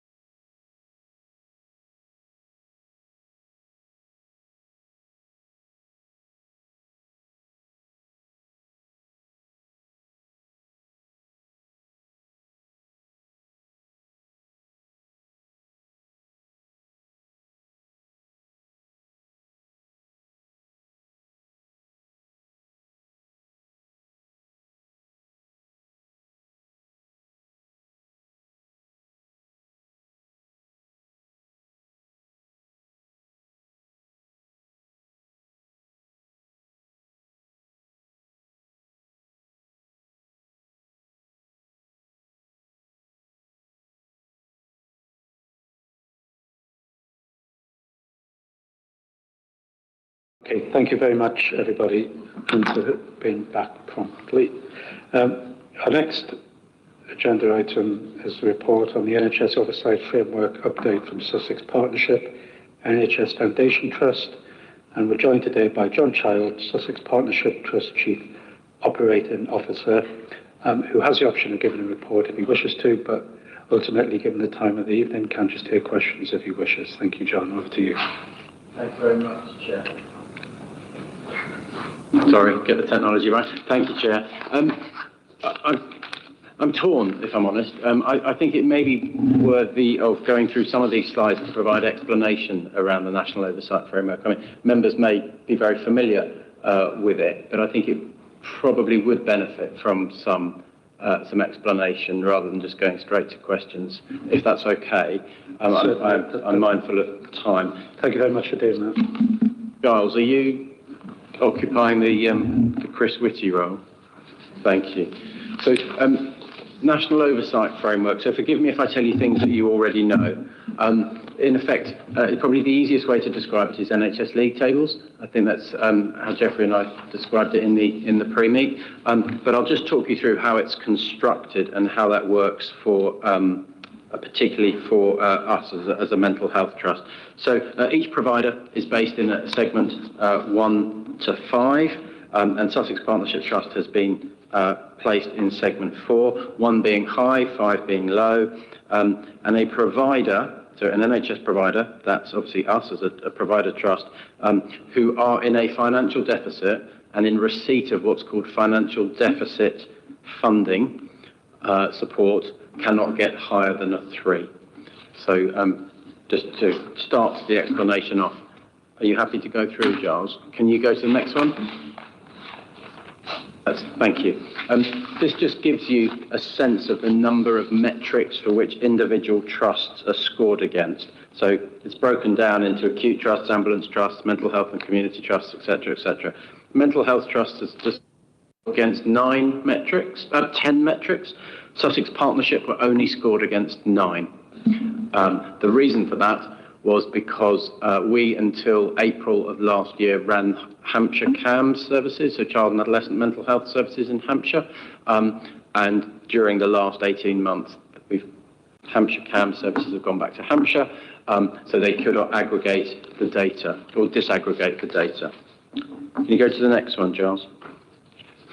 This just describes the 5 individual areas for which we are scored against and how they have been constructed. I won't talk through this slide, I'll talk through the detail as we go. You happy to go on, Giles? And the next one, and the next one. Thanks very much. So the first metric for which we were not scored is something called CAMS access. So that actually means CAMS access is defined as the number of people aged under 18 who've had at least 1 contact with mental health services in the last 12-month period. I'm very mindful that a lot of this is quite technical and it may feel slightly impenetrable. So I've tried to make these slides as helpful as possible. Therefore, Sussex Partnership has not been scored against this metric, but what I have included in here, if you go to the next slide, Giles, is just an overview of some of the activity within our CAMS services. These are not Brighton and Hove specific figures because the score is not Brighton and Hove specific, it's a Sussex-wide score. I'm very mindful that I think the one before last, HOSP received a very detailed report around CAMS and wider children's mental health services. So I'm not going to repeat all of that, but I did think it was important context for you just to see the level of demand coming in and the improvements that we've made within children's services. The next couple of slides describe just some of the other work within CAMS. If you can keep going, Giles. And then I'll move on to the effectiveness and experience slide.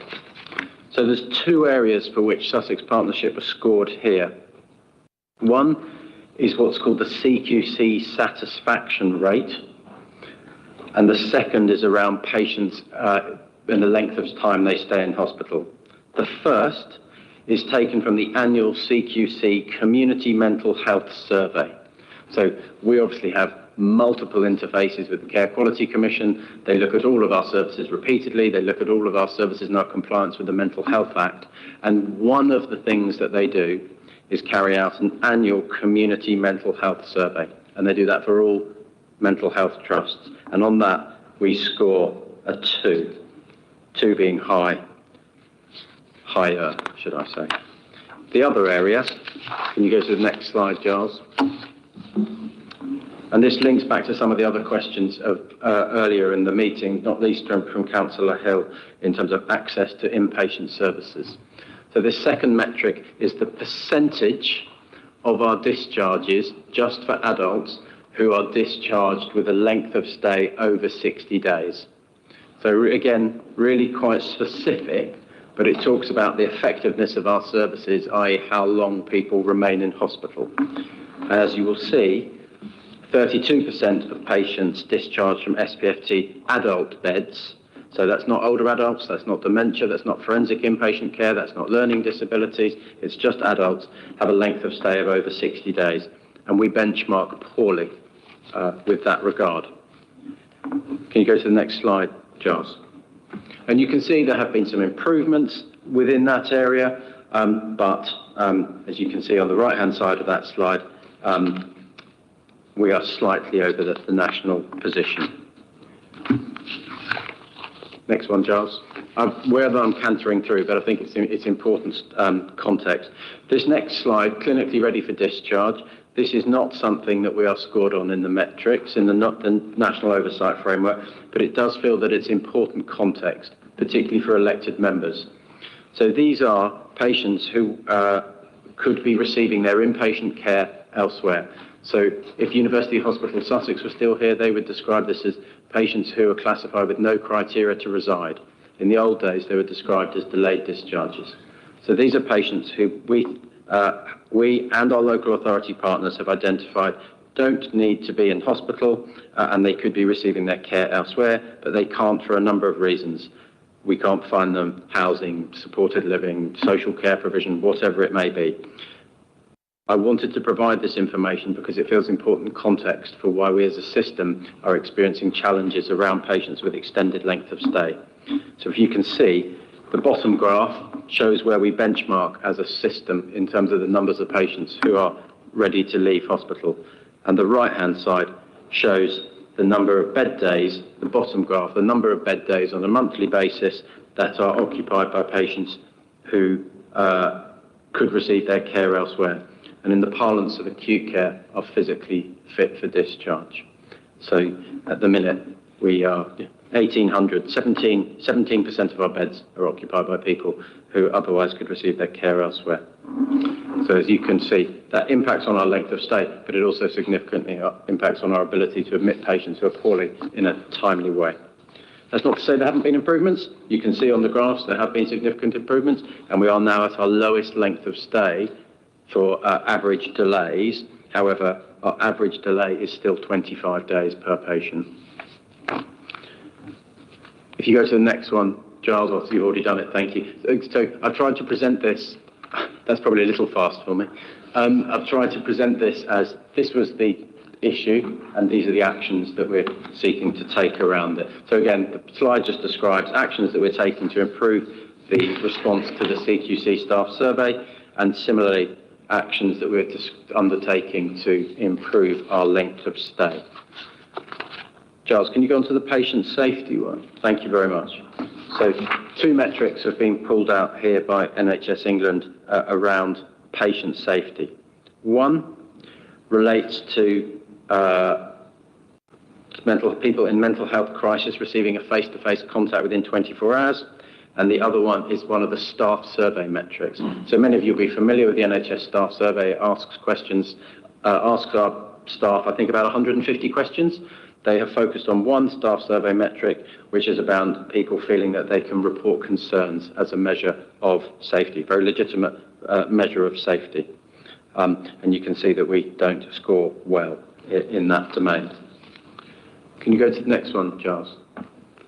I added this detail because it feels it's an important focus, not least for the things that folk have already raised today. Councillor Parrott already asked questions around the urgent care pathway for mental health services. This is a new metrics. So for those of you who are not schooled and familiar with the new NHS England waiting time standards for mental health services, it's one metric that is included within there that is being constructed at this moment in time. And for us, it doesn't include all of our urgent care services. But saying that, it is an important indicator of where our services are at. And secondly, as you go through, Giles, you can see the actions that we're taking to describe, many of which I covered in the winter plan, around some of the alternative services that have been put in place. If we go on to the people and workforce metrics, so sickness absence rate has been identified as one of the scoring areas, and NHS staff survey engagement. So that's the number of people that actually respond to your staff survey. And this year we've made significant strides in the percentage of our workforce that have responded to the staff survey. This is the highest it has been for 10 years. We're obviously yet to see the feedback. And the final domain is around finance. So there are three financial metrics within the scoring. Like I said already, if you are in receipt of financial deficit support funding, you can't score higher than a 3, but then there are further metrics around where you are in terms of your plan. Are you going to deliver a break-even plan, etc., etc. And the slide on the bottom describes where we are as an organisation in terms of our financial plan at this point in time in the year. We're on plan for our submission. Significant amount of detail. I'm aware of that. We've gone through that quickly. Very happy to take questions. I think the thing that I would want the committee to hear is we recognise that there are areas in here that show that we are not performing as we would like. Challenges around staff survey, challenges around staff not feeling safe to speak up, challenges around length of stay. Those are areas that we were aware of already and had plans in place. So that we don't want to be defensive about this. It's important that we are open and transparent around the challenges that we have and seek to describe the actions that we're taking. Thank you, John, for that condensed report, which in itself was still very useful. I now open up the floor to questions from members. I've got Councillor Parrott, Councillor Mackie, Jeffrey. Councillor Parrott. Hi, John. Yeah, thank you for that. That was actually a really good overview. I guess one of the things, so there's a couple of things I'd like to focus on. One is actually is around the split between mental and physical health, and I wonder how much that is impacting on, some of the problems that you're seeing as a mental health trust, if you like, service. I'm thinking about just things like chronic pain, obesity, some of the, what was the other thing? Women's health, some of the things that are being, are causing and adding to, because we've got, impact in some of these areas, that then causing and adding to the impact on mental health, and how much you're seeing that, and where, and if there is a plan to start to bring some of this together, and how we work some of this stuff through. I mean, we obviously, I think I mentioned it in either last task or the one before, there's a huge correlation, for example, between, obviously we've got ACEs and childhood experience, adverse childhood experiences, and the impact that will have on people's ability to cope with chronic pain, which can lead to mental health issues or to obesity. And then we see, mental health issues around areas like that. So those are just examples of the kind of pathways I'm talking about. Are we working in a way that's holistic with, with some of the physical health problems as well that we're picking up, and the long-term incipient health problems that do lead to a lot of these issues? So that is one question. The other question, and I'm genuinely asking this in the spirit of, being a critical friend, not being just a critic. the culture in SPFT and how we are addressing that, because clearly this comes up time and time again, and I don't know about other councillors, but I know that in my work, wherever I go, and talk to, partners, people, and some of my own experiences, having sat on some of your webinars and worked with some of the people, it does feel like a very defensive organisation, quite hard to find our way in and to make the connections and the collaboration that I really think is needed to try and, bring this organisation back to something that, we can all be suitably proud of and have some confidence in that it's beginning to deliver for the city. And I genuinely, want to make that not feel like a real, just hammer kind of question, but actually something that's, said in the spirit of how do we improve this? Firstly, thank you. And you didn't pitch it as such, and I wouldn't take it as such. So thank you for being candid. Just on physical healthcare. So it's a really good question. So I think the overarching response we obviously are and want to continue to work as closely as we can with our colleagues within physical healthcare. There are clearly particular areas of interface around ED and acute trusts. But for me, it's more about the model of community provision. So we talked about neighbourhood healthcare, we've talked about integrated care teams here, and for us, we describe neighbourhood mental health teams, which are going to be coterminous with integrated care teams. I suspect I've probably touched on that before, but in effect, it's a more accessible, perhaps more porous, a less split service between primary and secondary care mental health services. That's the vision, working very closely and hand in glove with community and voluntary sector and obviously partners in social care. So we would seek to have closer involvement with physical health care services as a result. We are seeing, as you've described, more people with complex physical health care issues presenting to our services. Over the last few years, we've had to develop our own in-house physical healthcare team. We employ many more general nurses than we used to. We have physiotherapy and OT on our wards, speech and language therapists, not from a mental health perspective, but from a physical health perspective. Is there a way to go? Absolutely. Do we still struggle to admit some people with complex physical health care needs who maybe need IVs and et cetera, et cetera? Yes, we do. But it's certainly a direction of travel, and I think the development of the ICTs and neighbourhood mental health teams can only support that. Culture. It's important to flag it. So organisational culture, the fact that people highlight that they are concerned to speak up, that we've seen a deterioration in our staff survey results, speaks to a challenge around organisational culture. And we know that staff are concerned because of processes around reviews of serious incidents, responses that they feel that they've had, coronial processes, all of those things, I think, feed into an organisational culture, which is why we've really pushed this year on improving the take-up of the staff survey. Now, take-up is one thing, outcomes and results are something else, but we felt that if we actually really improve our staff survey uptake, at least we'll get honest feedback as to what the organisational culture is. To some extent, we have been expecting a deterioration in our staff survey because the level of change that we've pushed, I think, the organisation through in a very short period of time. So we've completed, at one point in time, we had many hundreds of staff subject to management of change processes, consultations. I've described to the HOS before the changes that we made around the Brighton and Hove inpatient services for dementia. We did the developments of the community mental health, the neighbourhood mental health teams. We did a whole piece of work and a case for change around our community rehab services, and those are just three.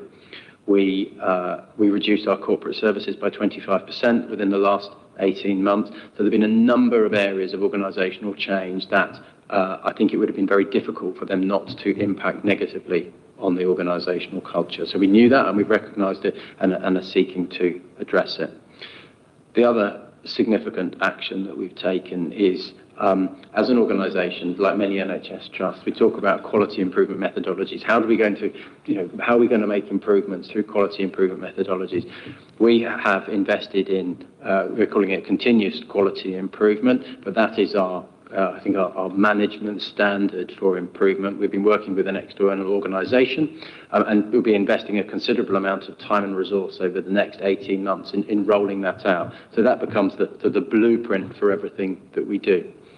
How it links to organisational culture. The first thing that they came in and did was a readiness assessment. So they interviewed people up and down, left and right, throughout the organisation to get a sense of how does it feel, how safe is it psychologically safe, what's it like working here, can people raise concerns? And those results have been fed back in a very candid way to the board, the non-executive directors, the executive team, the senior leadership team, and other people in the organisation, and that has fed the approach that we want to take to our continuous quality improvement. The proof will be in the pudding, but I think the messages have certainly been heard. I hope that provides. Councillor Mackey. Thank you. I have two questions. So when I was reading through the report, it looked really positive that CAMS is developing a new model of care, and that's going to be co-designed with the parents and the young people using the service. Is that right? Correct. It can't do us both at the same time. Yes, ideally. I mean, we were talking about this in the break. There is work for us always to do to be ensure that co-production with children and young people is meaningful and not impactful for them in a negative way, and it's not just tokenistic. But yes, absolutely. And I know we'll touch on that on the next item as well. But yes, we would want to develop the service with people with lived experience throughout. Thank you. My second question is, what are the interventions that are being used on the wards with the highest length of stay, and what accounts for them having longer patient staying rather, than other wards?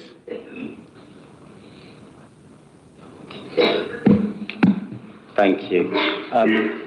That's a really great question.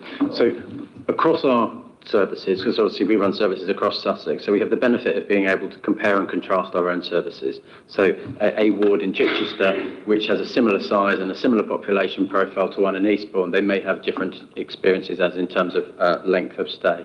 I think it's complex. So the reasons are complex as to why we have patients remaining on the ward for too long. So some of it are the reasons that I've described already, around challenges around access to social housing, supported accommodation, social care issues, but some of it's not that. Some of it's around clinical decision making, some of it's around community support, and by that I mean community support, I mean SPFT community support. Clinicians feeling confident that the community support plan to support somebody's discharge is robust enough and can meet their assessed needs and assessed risks. Potentially sometimes difference in clinical opinion, presenting needs. I think the patients that we see with the longest length of stay are twofold. So people with a complex history of psychosis, and people with complex emotional needs, often in the context of neurodiversity and often with chronic ongoing levels of suicidality. There are clinical discussions to be had around whether an ongoing inpatient admission is beneficial to them, but it's often in the absence of an alternative. So in summary, a combination of things really, and I've split it up into two groups. So people who require a sort of social care, supported accommodation, onward care and support in the community, and it's hard to access that, versus people with complex mental health needs and high levels of risk, and a challenge in finding a discharge plan for them. Does that help? Thank you. Jeffrey? Actually, I think my questions have been answered, but I mean, I sympathise with you in a way, because it is a kind of league table, and league tables can be very demoralising if your organisation is at the foot of it or in the bottom quartile. But suddenly these things, when you dig down, are out of your control, because they're external services, and you're talking about social housing. If your trust had control over that, then maybe you could do something about it. But sometimes it's completely out of your control, and that is frustrating, I guess. Undoubtedly, some things are, but then I think some things aren't. So I think it's important just to go back to colleagues' questions around organisational culture, that's within our control. How we work with our clinicians around clinical behaviours is within our control. So I think I'd just go back to the comments I echoed to the chair. So whilst, yes, it may be disappointing for colleagues and ourselves to be where we are in the league tables, it's important to recognise that some of those things, there are things for us to work on, and we have to take responsibility for that. There is an ongoing discussion at the moment with colleagues in NHS England around whether these are the right metrics for mental health services to be included in the National Oversight Framework, and I'm sure the same is taking place for acute trust and ambulance services, because as soon as you develop this sort of league table, people want to refine it. But there is a genuine commitment to refine it, and the plan is for it to be renewed quarterly. Thank you, John. Okay, just put in Steve. Thank you, Chair. I mean, I guess just to echo and offer support to John's position. I mean, in the local authority, we have a very close working relationship with the Trust. It's true we have our own pressures around accessing supported living, and more especially, I think, with some of those very complex patients, it's supported living that can provide good normalised tenancies, but have the very, very complex wraparound support for those people with ongoing complex needs. We meet and we agree every week and every fortnight around who those people are that are delayed, and we also have a good level of agreement and compromise and partnership working around those that are a council responsibility and those that aren't. I would say since the beginning of this calendar year, there have been significant improvements around our performance across the system, because the Trust operates as part of the health and care system as we do, around some of our mental health delays in hospitals. So I think it's really important to recognise that around hospital admissions and discharges, like our acute trust at the county hospital, the Trust at Millview doesn't operate in isolation, it's part of a system. Thank you for that, Steve. John. Thanks. I would concur with Steve. So we've discussed this in another scrutiny committee, but SPFT and the City Council have a long-standing history of working very closely together. We've had what's called a Section 75 agreement together. We have integrated service delivery. We collectively feel that's the best thing for the residents of Brighton and Hove, and would long want that to remain. There are many benefits to this, to the partnership, that do, as Steve said, have been borne out in some of the improvements that we've made. Thank you for that. Do any of our members have any questions or comments? Councillor Hill. So I feel like I struggle with the 1 to 5 scale somewhat, because some of these things it's really hard to put into a number. Like, you know, you said you scored poorly on the staff survey engagement score, but it's sort of like, well, what does a 3.8 mean in practice with this? So I guess it's just quite abstract. I guess my question is actually more on, could you speak a bit more about the revised freedom to speak up policy? So there's mention of that in actions to improve people and workforce. So what's changing about that, and what did the process look like of revising it? Thanks. Yes, of course. So, like all organisations, all NHS organisations, we have a freedom to speak up champion. The policy really is around, I guess, about awareness. So, seeking to increase the number of freedom to speak up local champions. So, whilst we have a freedom to speak up champion as a formal role across the organisation, raising the profile, local champions. And it comes back to the heart of the culture.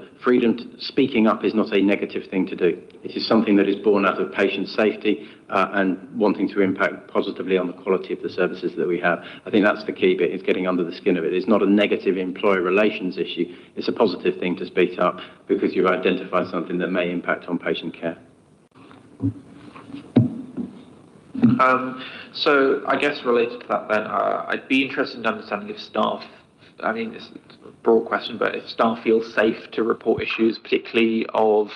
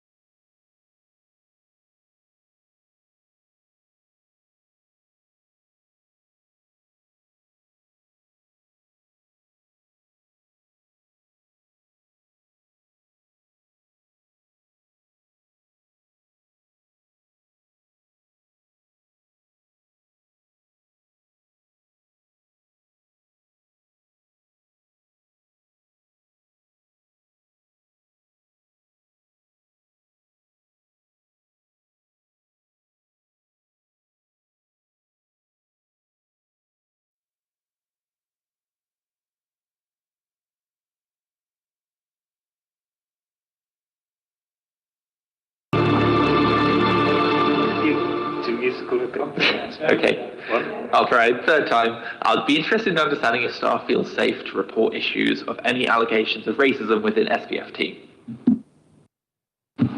Thanks very much. I think that there are two parts of the answer to that question. So one, I think that's wrapped up in the why. So the staff survey question is quite generic. Do staff feel safe to speak up? So it's not necessarily specified for issues around violence or issues around racism. There are specific questions around incidents, but it's not as specific as you might assume. There is a significant programme of work underway within the Trust, particularly it's called PCREF. I think we may have discussed it in previous HOSCs before, which is about highlighting racial inequality both within our staff group, but also within the patients that we've served. So when we were talking about health inequalities earlier, it is really seeking to understand the health inequalities for some of our more marginalised communities. But I'm more than happy to come back with a more detailed written response on that specific issue if that's helpful. I think that would be helpful. I mean, we've seen some sort of stuff coming out. I think Wes Streeton's mentioning sort of rates of racism getting worse and sort of being more intense. So, yeah, I think that would be helpful. Anything further, Councillor Hill? I just got one very quick question, John. Are there any performance issues in the crisis response times? And if there are, do you know why? So the greatest performance issue within our crisis response times is around the length of time that it takes for a patient to be admitted to hospital once we've assessed them to be so. So in terms of the length, if I attended the emergency department this afternoon and was seen by the mental health liaison team, I wouldn't have a concern around the timeliness of that assessment. If they assess me as needing to come into hospital, it would take much longer than we would wish them to do so. So that's the area of greatest concern within our urgent and emergency care pathway. The metric that is scored within the National Oversight Framework is the new one that I was describing around a face-to-face assessment within 24 hours. There is clearly work to do in that space. However, it doesn't capture all the services within our urgent care that I was describing earlier. The reasons why it takes longer for people to be admitted to hospital than we would like is simply a demand and capacity issue. So we touched on some of it when we were talking around length of stay. It's length of stay, it's clinical decision making, it's numbers of beds, it's a number of issues. Thank you. Jeffrey. Sorry, I don't want to. There was another CQC report which had a quote from an anonymous quote from a clinician talking about talking out and raising issues was a career limiting position to take if in the NHS. Do you have any evidence that some people's reluctance to come forward with this kind of feedback hold back because they're worried about their careers? I don't have any personal evidence to hand, but I think that's well documented, is it, in the national press as a wider NHS culture and the experience that some high-profile whistleblowers have had.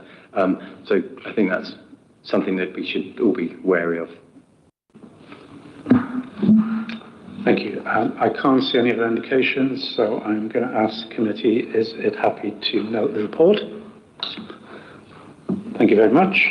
We'll move on to the last item on the agenda this evening, which is the Chalk Hill temporary closure. And this concerns the temporary closure of Chalk Hill, the CAMS inpatient unit, and the resulting impact on young people and families, including those from Brighton and Hove. The committee may wish to understand the reasons for the closure, the risks, the temporary placement arrangements, any safeguard and family impact and timescales for reopening. And we could explore whether the closure constitutes a substantial variation in service under the regulations.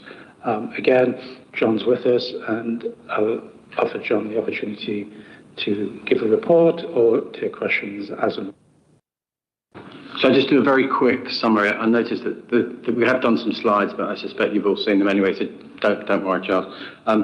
So I'll just do a very quick overview. So Chalk Hill, for those people who aren't aware, is a 12-bedded mixed-gender inpatient unit based in Haywards Heath, but it is the inpatient unit for children and young people across all of Sussex. The fact that it's based in Haywards Heath doesn't mean it's not available to Brighton and Hove young people. And obviously they offer inpatient care for that group of young people. In 2023, we had an inspection from the Care Quality Commission who identified recommendations for improvement, and we've sought to take those forward. And in August of this year, in the summer, CQC returned and raised some concerns about the quality of care that they found. SPFT made the decision. It's important to stress that we made the decision. We were not instructed by the Care Quality Commission to do that. SPFT made the decision to temporarily close the unit due to the lack of sustained improvement that we've been able to make over the last 2 years, and to put in place a number of changes that we would like to make. I do think it's really important to stress that it is our absolute ambition to reopen the unit. This is not a permanent closure, this is a temporary closure, and we would absolutely want to do that for the children and young people of Sussex. What are the areas that we would want to take forward in terms to complete before the reopening? So one is around the clinical model. So we have experienced a very different presentation for young people over the last few years. So we're seeing young people presenting for inpatient admission with much more complex needs, a variety of needs. They may have a mental health presentation, neurodevelopmental presentation, an eating disorder, all in one. We're seeing people with greater levels of acuity. They're requiring higher levels of hands-on care. They're requiring greater levels of what we might describe as seclusion. So a far higher level of care, and our concern is that the way that we care for them at the minute in Chalk Hill is simply doesn't meet their needs, and that tallies with the feedback that we had from the Care Quality Commission. So there's something about, is the clinical model right? Is the environment of the building right? Is the training that we have and offer to our staff right? Is the staffing mix and the skill mix right? So recognising we want to make sure that we get that correct, we want to reflect local and national and regional best practice. NHS England have recently released new guidance for children's inpatient services. We have a vacancy, we have some key clinical vacancies, so we have a retired consultant psychiatrist has recently retired, long-standing consultant psychiatrist, nurse, and some of our key nurse leadership roles. So it is important that we get those in place. Given the length of time that the improvement work has been going on, we want to recruit that team and undertake some organisational development with them, which is really relevant to the last item we were talking about, organisational culture, particularly working in an area of such complexity. And the final point is around an opportunity for us to improve the fabric of the building. We'd already bid for and were successful in bidding for some NHS England money to improve the building to reflect patient needs. However, this gives us an opportunity to potentially go further, to invest greater capital money, and to do it at a period of time when actually young people aren't in the buildings, so it can be done safely, more safely and more quickly. So those are the areas that we would seek to undertake. Currently, there are 3 young people still receiving inpatient care. We'd agreed that we would close at the beginning of December. There will always be some small level of flexibility within that, because we want to make sure that children and young people that are there are supported to onward care in the correct settings, whether that is an alternative inpatient service or whether it is a discharge home. And you'll see in the slide some more of the specific actions that we're taking. Questions that have been asked of me in other health and overview scrutiny committees, such as where will other young people be admitted? So we operate something called the Provider Collaborative. Colleagues may be familiar with that. In effect, we have delegated commissioning responsibility for specialist inpatient care from NHS England over a much bigger footprint, Surrey, Sussex and Kent. So as it stands already, we support young people to receive inpatient care in those environments. So there is no change to our processes around seeking inpatient care. It's obviously just children and young people won't be able to receive it for a period of time at Chalk Hill. The nearest beds are in Hawley, actually, so obviously on the Sussex and Surrey border. There are young people in the city that would already receive their inpatient care outside of the city if they need very specialist care for an eating disorder or for a high intensity support, and that will continue. Will children and young people be admitted onto adult wards? No, that is not safe. That is not something that we would do. I will pause at this point and answer any further questions. Thank you for that, John. Councillor Parrott. Have a meeting on our own. So I just want to check in terms of the quality and the care that young people are receiving in other Tier 4 units. Obviously, I know I mentioned to you earlier, and I'm acutely aware of young people that were sent out to Hunter's Lodge, which is was a Tier 4 unit out in Surrey, and that is now under significant investigation because of 2 deaths that took place there. So we do have an issue and with Tier 4 care in the vicinity, it is restricted and it is very limited. So my concerns are the impact on Tier 3 care, which obviously will increase if we've got a lack of Tier 4 care. Chalk Hill, is it going to be expanded? Because obviously it is a in-demand service. Generally, when it is operational, it is very in demand, and it's generally very full. So are we looking at expanding it as part of the refurb and the kind of restructure of the whole system? Thanks very much. So the first thing is around the quality of any other inpatient services that we, with our provider collaborative hat on, so with our commissioning hat on, may support to admit young people. So there are a number of quality checks within our processes. So we have quality leads within our provider collaborative service. They visit and have oversight of all of those services. We have a number of case managers who will provide additional support to each of those young people and seek to manage their care, working with their families, experts by experience and others to have oversight of their journey. So, and there are the checks and balances in place. If we are working with a provider and we have concerns, there are a number of steps that we can take. Stopping admissions, working with the provider around improvement, and obviously the most drastic around, supporting patients to be transferred to other units. So I'm confident in those processes. Would we see Chalk Hill expand? Unknown at this point in time. I think we need to work through simply the space, and B, the clinical model. Of course, there are always going to be young people that need inpatient admission, but we would want to, for some of the reasons that we talked about earlier about adults, we would want to ensure that admission is the right thing, indicated, and as short a period of time as is clinically possible. In some of the updates around CAMS that were included in the other slide, just mindful of your impact on Tier 3. So our provider collaborative service invested significantly in what's called the COAST service. So in effect, our urgent care CAMS service with a specific remit of supporting more people more intensively, both to avoid admission, but also coming back out. And we also developed our eating disorder day hospital in Hove, again, with a specific focus on prevention and facilitating admission. But yes, Tier 4 beds nationally are under considerable pressure. There are times when, if UHS Sussex were still here, they would describe young people admitted to paediatric wards who need specialist inpatient care. It cannot be sought across the whole of the country. So that's a real pressure. Are we engaging as well, just very specifically, I know eating disorders is a huge problem. Are we engaging in, really preventative work, that kind of very early work when we start to see the beginnings of eating disorders, in young people, restricted food intake, excessive monitoring of weight, issues around, what they're eating, how they're eating, which are very, very early indicators of where that might go. Are we, do we have programs and looking at things like that in schools and, FE colleges, etc.?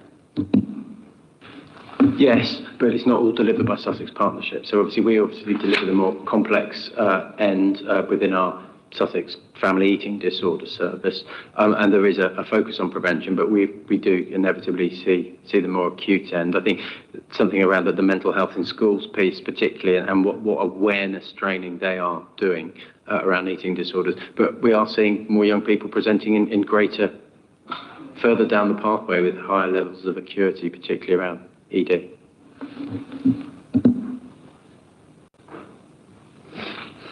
Councillor Hogan. Thanks. I'll keep it brief. It sounds as if Chalk Hill has been in dire straits for quite some time. As you said, the CQC visit in 2023 and then the chronic issues to 2025. Do you honestly think that all the issues are rectifiable?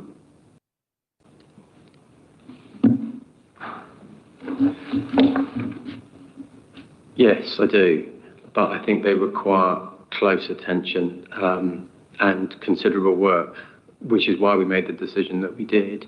Whilst that's a very difficult decision and we recognise it has significant impact on young people and their families for a period of time, and placing people out of area, we did not think we would be able to make the improvements with the service and the team in situ. It requires a dedicated pause and stock take.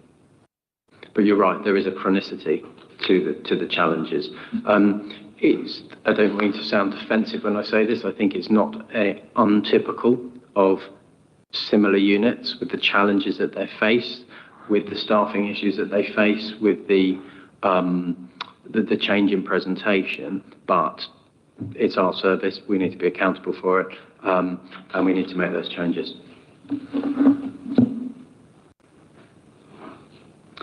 Thank you for that, Councillor Hogan. I could just come in on the back of that and just ask John, going forwards, what steps will be put in place to monitor the progress, including the reopening, the service quality and outcomes post-closure, and what engagement can HOSC have in that process? Thank you. So we have a programme of work underway in the Trust to oversee all of the areas that I've described. That's led by our chief nurse and a sort of a formal programme of work. And we're fortunate in that we run the provider collaborative, so we can use their regional expertise and their quality leads to, in effect, provide us with a sort of set of benchmarking, and this is what good looks like. Our clinical leads and our operational managers are visiting services across the country. I mentioned the current NHS England guidance that's just been published, and there are other clear sets of guidance through all the QNAC standards, so the quality guidance for inpatient services for children and young people. So, and obviously our executive team and our board will oversee the improvements. The CQC have been very clear with us that they would want to see the articulation of the clinical model. They would want to come and review the service again before we reopened. And if I may be so bold, it's perhaps something that HOSC would want to hear about in terms of a progress update in the fullness of time. Thank you for that. And in terms of the reopening, what's your best estimate as to when that will be? This is a $64,000 question. So some of this is dependent on building works, if I'm really honest. So the clinical model, we can define the clinical model, we can work with regional national experts, we can carry out the visits, and I think we have enough of very senior and experienced clinicians to be able to describe what we want to offer for children and young people without too much difficulty. Recruitment, particularly in the area of CAMS, is a real national challenge. It's important not to shy away from that, but I do think there is a particular attractiveness about coming to a new service, building that team, clinically leading that team. So I have some confidence in that area. The building work will drive primarily the opening. I'm going to hedge, I'm afraid. I'm not going to say to you it's going to be open in October 2026, because then you'll say legitimately, can you come back and tell me why it hasn't happened? I think what I would say is it's absolutely our ambition to reopen. It's our ambition to reopen as soon as we possibly can, taking into account all the things that I've described. But we want to do it safely and we want to do it right, not least to Councillor Hogan's point around the length of the challenge. We don't want to replicate that. No, I do appreciate your candidacy on that. In terms of staff and deployment, clearly they're going to be deployed elsewhere. Is that going to be an influence when you reopen and getting them back in a timely fashion? What support structures will be put in place to protect those staff that have been redeployed? So we made the decision, working with our staff side colleagues, that we would permanently redeploy all the staff. So you could say, actually, we're going to redeploy you for 3 months. We're going to open in 3 months. We're going to bring you all back. We felt that was unfair because we couldn't say, actually, it's going to be open on the 1st of March. So we made the decision to permanently redeploy staff to give folk some certainty. So obviously with big trust and working with colleagues to find as many roles as we possibly can for those staff. Therefore, when Chalkhill's ready to reopen and staff want to come and return, they would want to have to reapply for their roles. And of course, there's staff who are already saying, I want to come back when it's open. And I also want to be involved in the development of the clinical model, and I want to inform what that looks like, and that's what we want. We want to be working with people who know our services and who are experts in that particular care. So there could be a staff resource impact on the opening time as well, in terms of the building work's done, but you still have to recruit the staff because people have been permanently placed elsewhere. Yes, I mean, we wouldn't want any of these things to just stand in isolation. So as soon as you know when the building work starts, you know when the building work hopefully is going to finish, and then you start the processes of recruitment concurrently with that. So you'd want them all to dovetail.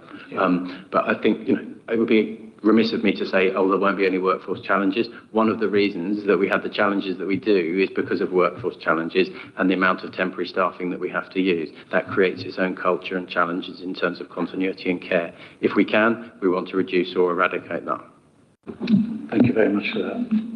I have no other questions. Any of the members have any comments or questions you want to ask? No, I see no indications, in which case I will ask committee, are you happy to note the report?